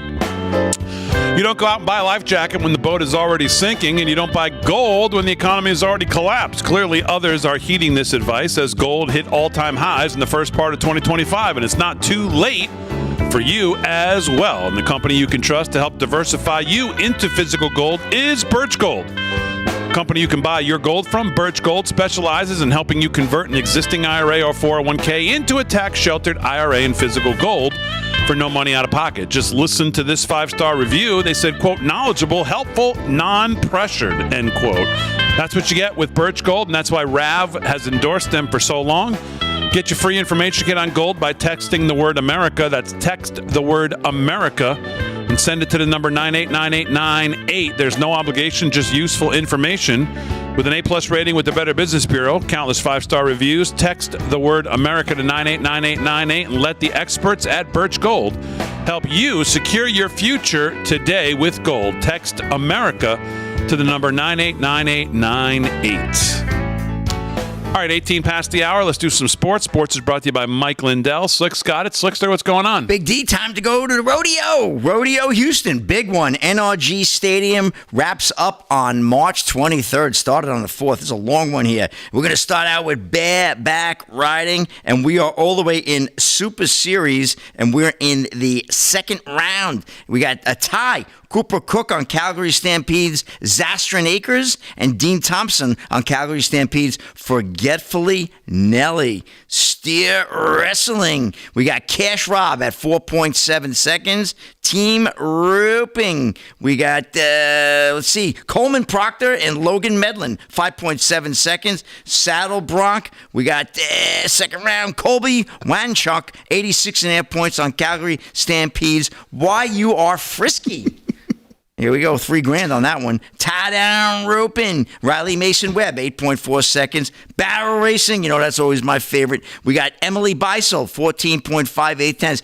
She's a good one, Emily. She comes up a lot on the chats there. On the rodeo report, excuse me. Bull riding. Here we go, Big D. Super Series, second round. Trevor Rieste, 86.5 points on Generations Pro Rodeos. Buckskin Belly, $3,000. Total payout on this rodeo, 480,000 buckaroos. And West Virginia football coach says he's banning his players from dancing on TikTok. We try to have a hard edge or whatever, and you're in there in your tights dancing on TikTok, Rich Rodriguez said. This is Paulina Dadaj of Fox News. West Virginia coach Rich Rodriguez said this week that he's issued somewhat of a ban, that sounds loose there, somewhat of a ban on social media, but the new policy won't prevent players from using it. Just dancing. Speaking to reporters during the team's spring training program on Monday, Rodriguez was asked about his stance on social media and if he's implemented a ban for his players. Rodriguez says there's not a social media policy the football team has to follow, but there is one thing he is banning his players from taking part in. They're going to be on it, so I'm not banning them from it. I'm just banning them from dancing on it, he said. It's like, look, we try to have a hard edge or whatever, and you're in there in your tights. Ain't quite the image of our program that I wanted, he continued. Rodriguez said when he spoke to the team, he expressed the importance of a group mindset, something he believes social media doesn't prioritize. Everything today is about trying to make everybody individual. It's all about the individual. Football is one of the last things that's got to be more about the team than the individual. So I banned dancing on TikTok. I guess I did that. Rodriguez seemed indifferent about his players wanting to watch their TikTok long after their football careers are over, but he put his foot down. So we'll see what happens there, see if this helps the West Virginia football team this year. That's the Mountaineers, right? Yep. The West Virginia. So I'll see. Anyway, Big D, it's kind of a slow news cycle, as you could tell tonight in sports. Oliver Miller passed away in the NBA. Not a huge name. Passed away at 54 years today. I'll run that story a little bit later. And I promise you, we'll have an I Did a Ride update at the end of the show. That's a wrap. All right, 21 past the hour, live from Studio 6B. Sports is brought to you by Mike Lindell. LFS6B is the promo code to use. Let's do some news. And here with the news is Rick Delgado. What's going on, Delgado? All right. Again, the Irish Prime Minister was visiting Donald Trump in the White House today. One of the things they covered is that President Trump is no longer planning to raise tariffs on Canadian steel and aluminum imports. Now, you heard just a few days ago the Ontario Premier Doug Ford really throwing his weight around. Oh, yeah. Threatening this, threatening that, threatening to shut down electric to U.S. states. I mean, don't take it from me. Here is the Premier of Ontario, cut number 9, saying just that just a couple days ago. Here's Doug Ford, cut 9. Let me be clear. I will not hesitate to increase this charge. If necessary, if the United States escalates, I will not hesitate to shut the electricity off completely. Yes. So according to that, he was ready to throw down, defend Canada to the end by shutting down electricity. Well, turns out a few hours later, here is Doug Ford, the same Ontario premier, talking about that tariff threat and what's going to happen next. Cut 10. Look at this stance. Well, just a little while ago, I had an opportunity to speak to Secretary Lutnick. And Secretary Lutnick has sent out an olive branch to us to come down and immediately meet with him, meet with the whole trade administration, and discuss the future. Rather than waiting till April the 2nd, threats going back and forth, tit for tat, I've agreed to suspend temporarily, and we always have that tool in our toolkit, until we sit down over the next day or two. I'll be heading down to Washington along with Dominic LeBlanc, and we'll have a good discussion. So there you have it. He got a little talking to and decided the ramifications of his threats are nothing compared to what the United States could do to them. So he basically booked a flight to D.C. Did you get the language? Yes. There? I got a phone call and I'm going right away. I'm really sorry. He basically is getting on a plane to get down to D.C. to meet with the Trump administration. My wife's going to make a bundt cake. Yeah. And according to this, Donald Trump also no longer plans to raise tariffs on the Canadian steel and aluminum imports that he threatened on Wednesday would be 50%. Here he is talking about it today, again, with the Ireland premier seated next to him in the White House. Here he is talking about delaying those tariffs. Cut 16. Check this out. And they asked me to do them a favor. Could I delay it for a period of 4 weeks so that they're not driven into a little bit of a disaster for them? They actually love what I'm doing, but they had a problem. And I'm not like a block that just, I won't delay. It's called flexibility. It's not called inconsistency. It's called flexibility. And I think you want me to be flexible too. Is flexibility going to be your ongoing view toward? Sure, I'll always have flexibility, but there will be very little flexibility once we start. April 2nd is going to be a very big day for the United States of America. The United States of America is going to take back a lot of what was stolen from it by other countries and by, frankly, incompetent U.S. leadership. Grossly incompetent. Amen. Yeah. Amen. That's the stuff I love about him. But let's be honest. I cannot say I love every single thing he does. I know I took some heat over the Massey thing. Mm-hmm. Did you guys go through it on Tuesday night? Was that a melee around here? Because you see Massey, he goes, unlike the Canadian Parliament, I won't break. He was trolling the. He said MAGA. Trump's spending his day attacking me in Canada, but unlike Canada, I won't cave. Right. And then 6 hours later. And then Fat Boy there, obviously, whose sugar was low, had a Snickers and came back and said, I've rethought this. Yes. Right. And again, you got to hand it to Trump. He put it out there on Truth Social. He said, based on Ontario, Canada, placing a 25% tariff on electricity coming to the United States, I've instructed my Secretary of Commerce to add an additional 25% and 50% on all steel, aluminum coming into the U.S. from Canada. Again, that saber rattling is a great way to negotiate. Yeah. Just keep rattling the economic saber because the whole world runs off the backs of the American people. Yeah. I got a clip from Howard Lutnick talking about just that point. Markets don't love it, but 26 past the hour, live from Studio 6B. We're back right after this.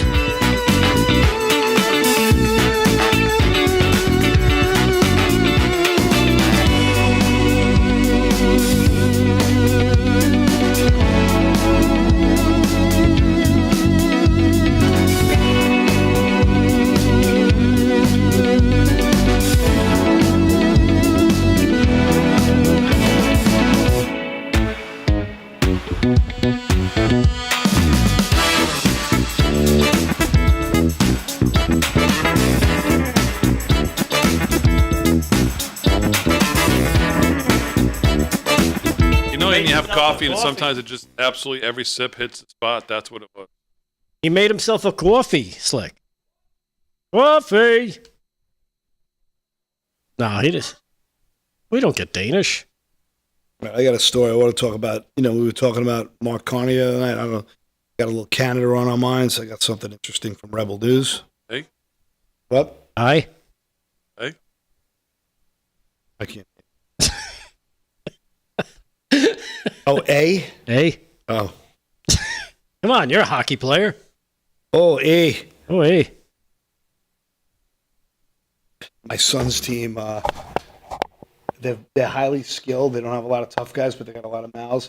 On a game Sunday, they were down in Virginia playing, and our head coach and their head coach went head-to-head each other in the minors and fought like 8 times. All coaches, they hate each other.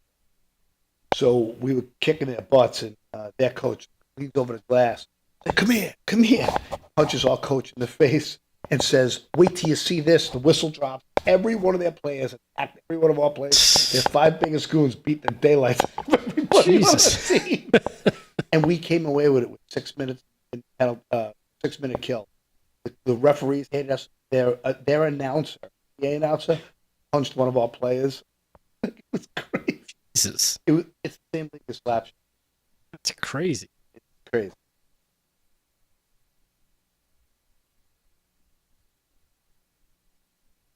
Lori Lombardo, Paul, we hear you. I know you're Sarge, we can hear you. You can cover the mic, but I hear everything right. Ticked off. We can still. Sorry, guys. I wasn't sure. I didn't want to say any curses because it's a family. In case one slipped out, I was talking about hockey fights. Yeah, I'm talking about Tink. I hope I didn't curse, guys. Sorry if I did. No, I haven't done that in a while. Remember, like I did that back when. But I worked very hard to never curse anymore. Yep. Like every day is in church. About what? Boy. Thought you read it when we got the box. Everyone, we hear you.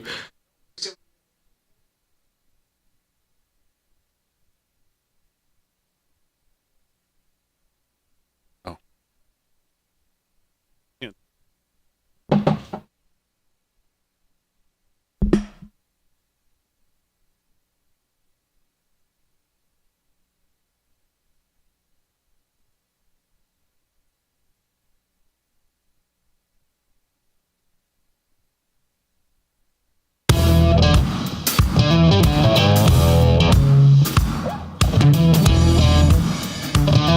All right, 30 minutes past the hour, live from Studio 6B on a Wednesday night. Real America's Voice and across the airways of 103.9 LI News Radio. Glad you're in. Slick's doing sports. Delgado's going to do some news. Paul Nolan's got some more news as well. Aaron and Fran holding it down as always. But right now, please welcome back to the show James Finch. He's a leader in information security with an extensive experience, including serving as the former assistant director of the FBI and head of the FBI's cyber division. Mr. Finch, welcome back to the show. How are you? And thanks for having me back. I'm doing great. We always appreciate a few moments on a very important topic. And let me ask you, in the context of real estate transactions, what role do digital technologies play in mitigating or exasperating the risk of title fraud? Digital technology actually exasperates the problem because a bad guy can sit in the privacy of his home and steal your home without your knowledge by downloading one simple document from the internet, forging your signature onto that document and stamping it with a fake notary stamp, filling it out in its entirety, and then paying a filing fee and filing it. And technology has just made that a lot easier. The guy doesn't even have to go into the county clerk's office. And when you think about technology and you think about home title theft, and you think about the way that technology is obviously advancing, is there one part of technology that scares you the most, that's advancing quicker, that's going to become more of a problem for authorities to keep up with? Is it like phishing attacks, social engineering attacks. What is it that scares you the most? Do you say, boy, that's a real problem because of either AI or the way technology is advancing? Is there one specific thing about home title theft that worries you? Well, AI, I think, is the obvious best answer because AI gives the bad guys another tool to generate false information, to generate very real looking documents. And this is only going to help the bad guy.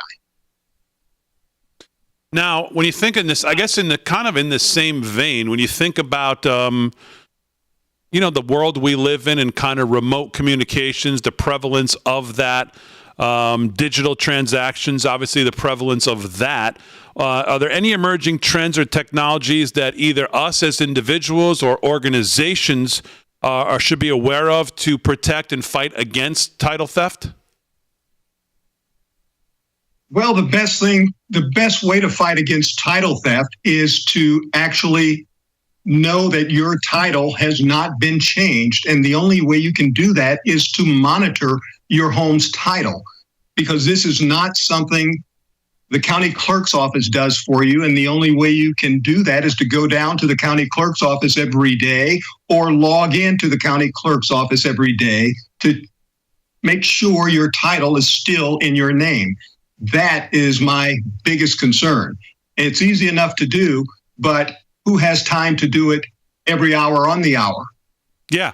And so to that point, could you just give the audience just a little bit of an idea of when they engage with Home Title Lock, which they can do by going to HometitleLock.com/Studio6B and use promo code Studio6B to get a free title history report.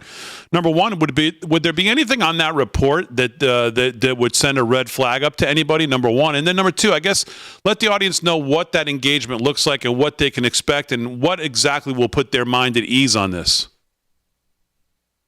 What that engagement looks like is that first thing that report will do is verify that your home's title is still in your name. But it will also let you know if there have been any other changes or attempts to alter your home's title.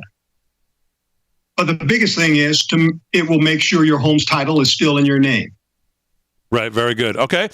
Again, you can go to HometitleLock.com/Studio6B, HometitleLock.com/Studio6B. Use promo code Studio6B to get a free title history report so you can find out if you're already a victim and access to your personal title expert.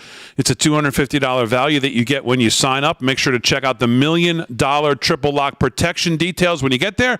Exclusions apply. For details, visit HometitleLock.com/warranty, HometitleLock.com/warranty. But again, HometitleLock.com/Studio6B for a free title history report on your home. Of course, most of us, it's your most valuable asset, so you want to be on top of it. James Finch, thank you so much for a few moments tonight. We always appreciate you joining us. Damon, thanks for having me. I love talking to your viewers, so anytime. Thank you very much. Thank you very much. Enjoy the rest of your evening. There you go. HometitleLock.com/Studio6B. Mr. Nolan has some news. What's on your mind? Globalist puppet. The guy in Canada. Mark Carney, which I said looked like a rig job from Jump Street. Rebel News is doing a lot of good work on this, and if you're not following Rebel News on X, they did another nice piece. They're doing them almost every day, exposing the Carney files. So this is a quick, brief story from them. Is from his connections to Epstein and Associates, his role at Brookfield Asset Management and the World Economic Forum. Canadians have to learn a lot about their globalist golden boy, Mark Carney. The fix is in. Canada's next prime minister was just anointed behind closed doors in a questionable leadership race. Trudeau's usefulness has run its course. He's not cute anymore. The elites have moved on, and they've chosen their new golden boy, Mark Carney. That's why we're launching the Carney Files, your one-stop shop for everything the establishment media will not tell you about him. And trust me, there's a lot to expose. This isn't some mild-mannered banker turned politician. Carney was a man whispering in Trudeau's ear for the last 5 years. All those things liberals like they did to us, like lockdowns, tax hikes, overspending, electric vehicles, mandates. Carney is Trudeau 2.0, but more dangerous. He's a hand-picked globalist successor to Trudeau, a man whose loyalties do not lie with Canada, but with unelected power brokers who pull the strings from Davos at the World Economic Forum and the UN. He calls himself a self-described European, and this is a man who spent his entire career pushing the very policies that have gutted the middle class, from his time at the Bank of Canada to his role at the Bank of England and his nonstop advocacy of extreme carbon taxation under the guise of climate action. And don't forget his cozy connections with the very unsavory characters like Ghislaine Maxwell. Carney's got his ties to her, too. The very same woman who helped Jeffrey Epstein obviously run that whole blackmail scandal. But in his manifesto, a book he wrote called Values, the book reads more like a personal philosophy and an instruction manual to the globalist coup. Carney also, in his plan for so-called moral economy with unelected bureaucrats and not free markets, dictate how you live, how you work, how much you pay for necessities, including a carbon tax that looks like an Orwellian dream. But wait, there's more. Carney and his own major conflicts of interest are the kind that legacy media would never tell you unless he was a conservative. He worked for Brookfield Asset Management. Carney was the vice chair at Brookfield, a global investment giant that made its fortune off of green energy, at the same time conveniently killing and stopping pipelines in Canada, taking thousands and thousands of jobs away from the Canadians. His company was pumping millions upon millions of dollars into bankrolling fossil fuels expansion in places like the Middle East. So this guy is as bad as it gets. He is a puppet. I think the fix is in. As popular as Poilievre is in the Conservative Party, I really think that the World Economic Forum and the Bank of England and all these international banking elite have I think they're going to run a rigged job on this thing. So that's my opinion. Just want to throw it out there. I did have a clip of him in his own words talking head-to-head with Poilievre. I'm not pronouncing his name poorly, but if you don't mind, we run it. It's only like a minute and a half. Go ahead. Support the Prime Minister's decision to veto the Northern Gateway pipeline, Mr. Carney. I understand the veto of the Northern Gateway pipeline. You support it? Given both environmental and commercial reasons. Do you support it? I think it is sensible. I wasn't involved in the decision, but I think it was the right decision. And yet your company has invested billions of dollars in oil companies in both Brazil and the UAE to buy pipelines. You bought billions of dollars of pipelines as a company in the last 5 years. Do you support those investments? Mr. Poilievre, there is a global energy system, and one of the issues, I'm trying to explain a bit of how the economy works. One of the Thank issues, you so much. It may help.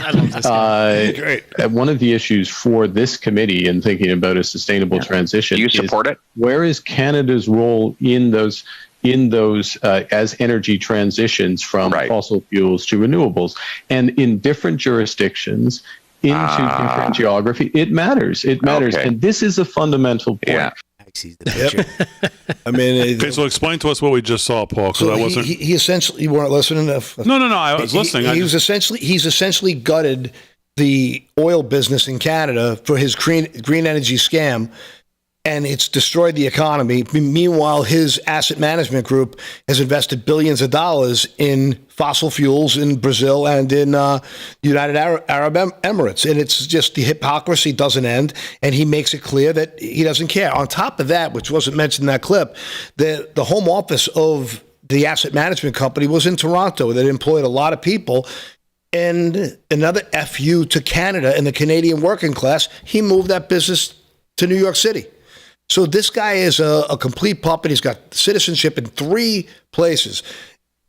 You know, he's Ireland. He's I forgot where, maybe Israel and Canada. So this is a guy who absolutely doesn't care about Canadians. He only cares about pushing the globalist agenda forward. So to me, I think that this is something to really keep an eye on, because when we see a rig, in my opinion, no one's going to tell me differently. We watched a landslide in 2020 be rigged in America. Canada, let's be honest. I mean, there's no way they can easily get away with it there. They've gotten away with it in Brazil and Venezuela. So we know these people have this system down. So I have no confidence whatsoever that we're going to get a little bit of help from the north to break down. I think the populist movement up there is going to get stuffed. That's what I'm afraid is going to happen. If Pierre doesn't win, he would be the single greatest TV interviewer, if he decided to take that up full time, that has ever lived. He's terrific. Yes. Right? Especially if he was chomping on an apple. He would be the best interviewer ever that's ever lived. He's got that snarky sarcasm, like he has Bill Maher, like he has a rope of not you getting to his answer of about a half a second before he redirects you back into what he wants to talk to you about. Yeah, it's wonderful. Which is quite splendid to watch. Yeah, it is. The Apple video is one of the great videos of all of last year. Yeah, as he absolutely destroyed that guy from that outlet, wherever paper he was from. And you could see glimpses of it just right there in that exchange. And part of me hopes he loses. I don't know, but I don't know if he'll want to go into TV. But all right, he could. 17 till the hour. We'll come back and wrap it up on a Tuesday, live from Studio 6B right after this.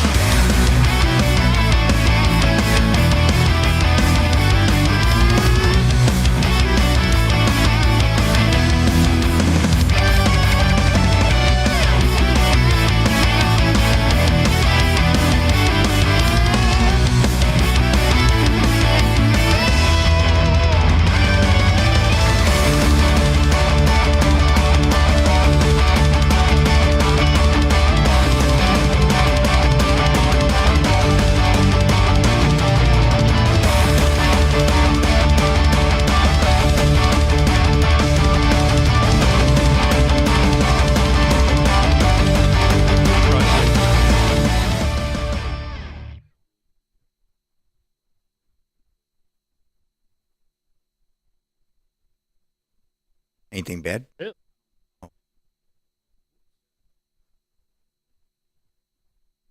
Was that where I had my hand over the mic and everyone heard me? Tuesday, question mark, Damon, check your calendar, methinks. Greater googly moogly. What does that mean? I don't know, but check your calendar. Yeah, check your calendar. Check your calendar. Maybe he sent you an Eva. Oh, did I say the wrong? Did I say when? Oh, I say Tuesday instead of Wednesday. I do that all the time. Probably. Yeah, you got to follow. How does LFSXB make time disappear? Good night, all. Thank you. Oh, that's nice. Carol? That's a nice compliment. That's why Who she said left. that? Good night. Very nice. Well, she said good night, so she made us. She made us Carol disappear. Sorry. Yes. Yeah, watch me go home and make a pizza disappear. Damon, it's Wednesday. Okay, I must have said it. I must have said it was Tuesday. Yeah. Look Sorry at Daniel about that. Michaels in the YouTube chat. Rick, are you going to be at Irish Times on Saturday? I actually will. I do the race every year. I'm they have the St. Patrick's Day 5K, and Slick Rick is the Grand Marshal. I do the whole. At first I do the Pledge of Allegiance with everybody, which is now, great. where is that? That's in the Holbrook, Main Street. It's a run, 5K run there, Rick. Yes, I used to do those. I know. I have a weird story from Ukraine, and it's real quick. Now you ride a bicycle. Now I ride a bicycle, Smart but I used to run the 5 and 10Ks. Your joints are smoked. Can ride a bike now. I tell you what, the YouTube chat is a rip. I wish I can get on the Rumble though once in a while and see what's going on. Let's get ready. Paul Max Fat Pizza. Max Fat, baby. Max Fat Pizza. But I want you to know I got sturdy fat. It's very sturdy, solid fat. It is. I pushed him on Monday. I was like, wow, you're pretty solid. Yeah, I'm a tank. I'm a fat tank. I can lift 100 pounds straight over my head. Sweet. George Costanza. Yes. Straight over your head. Yes, straight over my head. We have no tomatoes. I did 1,200 push-ups last week and I got fatter. That's crazy. I don't know what's going on. I wonder if I have menopause. You need a man's ear? The bro. The bro.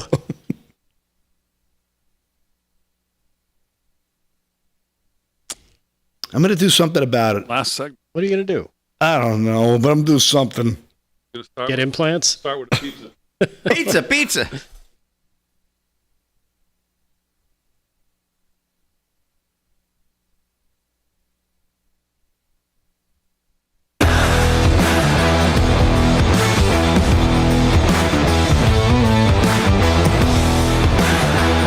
All right, 13 to the hour, live from Studio 6B on a Wednesday night. Real America's Voice and across the airways of 103.9 LI News Radio. Try to get to all the guys here as we wrap it up for a Wednesday. We always appreciate you giving us 2 hours of your evening. There's a lot of things you could be doing, and we always appreciate it when you spend it with us. 8 to 10 weekdays.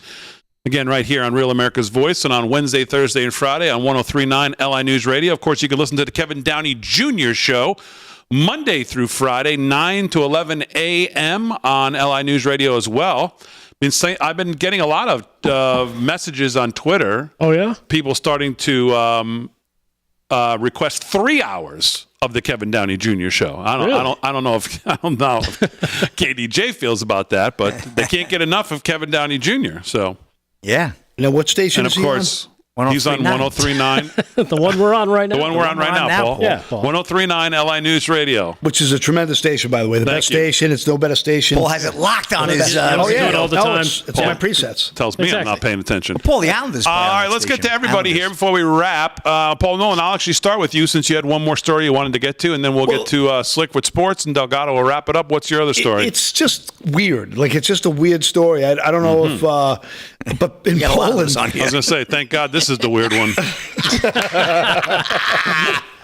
Now, come on, let Paul get his story out. Well, I just thought, because it reminded me of something I saw on the Babylon Bee, and I just wanted to kind of incorporate it. I'll be quick with it. Polish border guards detained the Ukrainian woman who was sentenced in Kazakhstan for 12 years in prison for participating in an organized criminal group trading human organs. And she got caught selling 56 kidneys, which reminded me of that crazy lady over on on The View, Joy Behar. Mm-hmm. This one, and she had said earlier in the week, she had said, "I wouldn't give my kidney to a dying Trump fan." And all I was thinking was, would you give the hair off her back when she? I was just thinking, thank God, animal to human transplants didn't exist, because so we don't have to worry about it. Because like this is the person who's saying that she wouldn't give her to a dying Trump fan. So Joy Behar. Like I just thought it was just reminding me what a psychopath this woman is. And then here, this woman over here selling 56 human kidneys. I don't know where do you. That title of the article he has in front of him actually says Poland arrests Ukrainian woman convicted of selling 56 human kidneys. Yeah. Yeah. I mean, he's not lying. It's news. No, it's he's not kidding. Right. But, but it's it just reminded me of Babylon Bee made a funny joke. I think it was something like about pigs can't go in human transplant. So I don't know. I just thought she's such a disgusting human being, and so I don't know.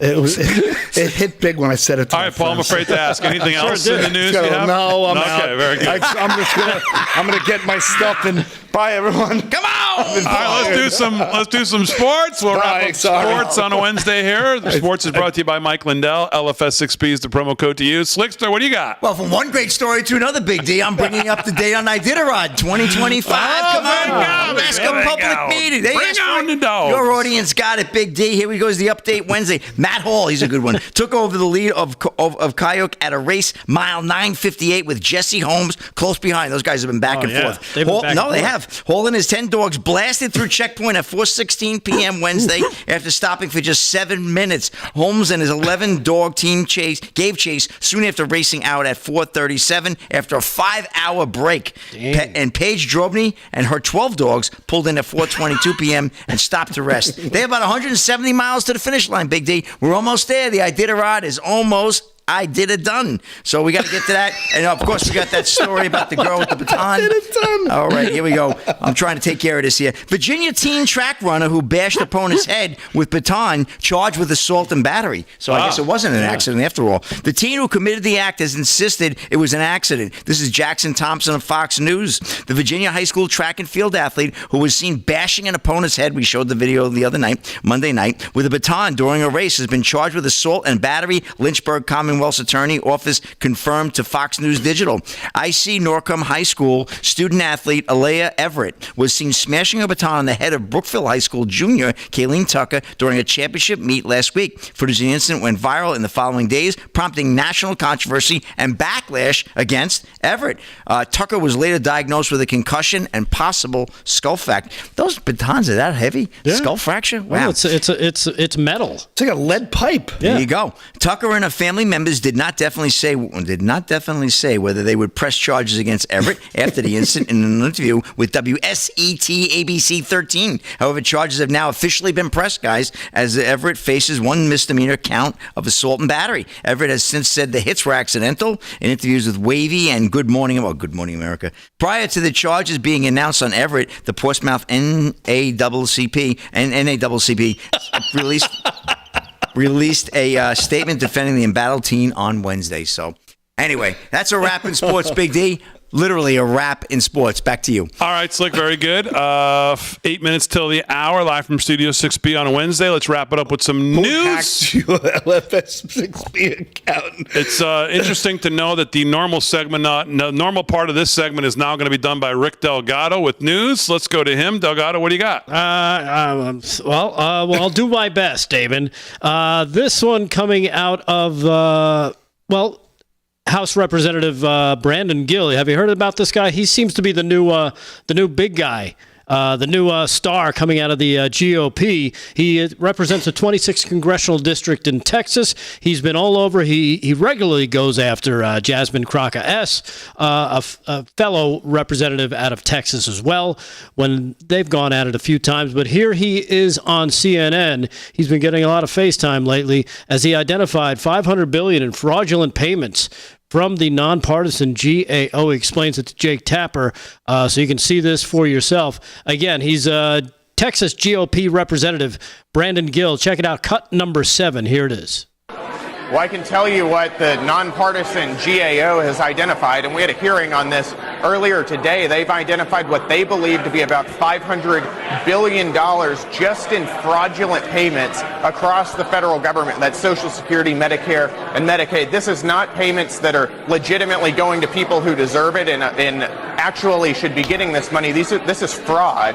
They've identified on top of that $161 billion just last year in what they believe to be improper payments. So there's an enormous amount of waste, fraud, and abuse in our federal government. That's why the DOJ work that they're doing is so important. You know, for decades, Congress has been trying to figure out what's going on at the executive branch where they're spending and doling out all of this money. And finally, we're getting some answers. And I think that the American people are shocked by it. And, I think in the coming months, you're going to see some action from Congress to get rid of this as well. Yeah. So there you have it. Representative Brandon Gill out of Texas. And again, it's the GAO and more of a spotlight, I guess, on the effects of what DOJ has been doing and highlighting and finding all this waste and fraud and abuse basically throughout the government. And it's stuff that we've known about, but now that they actually have a process in there and finding it, this is the stuff that they all talked about. We played the clip earlier with Bernie and Nancy Pelosi and Chucky Schmucky Schumer talking about waste, fraud, and abuse. Now they're actually finding it, and nobody wants to do anything about it. It's psychotic, but hopefully, this is another step in the right direction. So good on Representative Brandon Gill. Well, remember, it'll only take DOJ a couple hundred years to actually make meaningful cuts at the rate we're spending. Well, you know what? You got to start somewhere. Yeah. Glass is always half empty, right, Dame? Yeah, I just wanted to give one more. 24-25s right around the block. I just wanted to leave the show with one more Debbie Downer moment before we leave. All right. We're back tomorrow night. And P.S. we're all going to die. As always, we salute our military, active and inactive, police, firefighters, first responders, EMTs, everybody on the front lines. Thanks, guys, on the show. Aaron Fran, great job as always. Most of all, thank you, the live from Studio 6B audience. We'll see you tomorrow night, 8 p.m. right here, live from Studio 6B.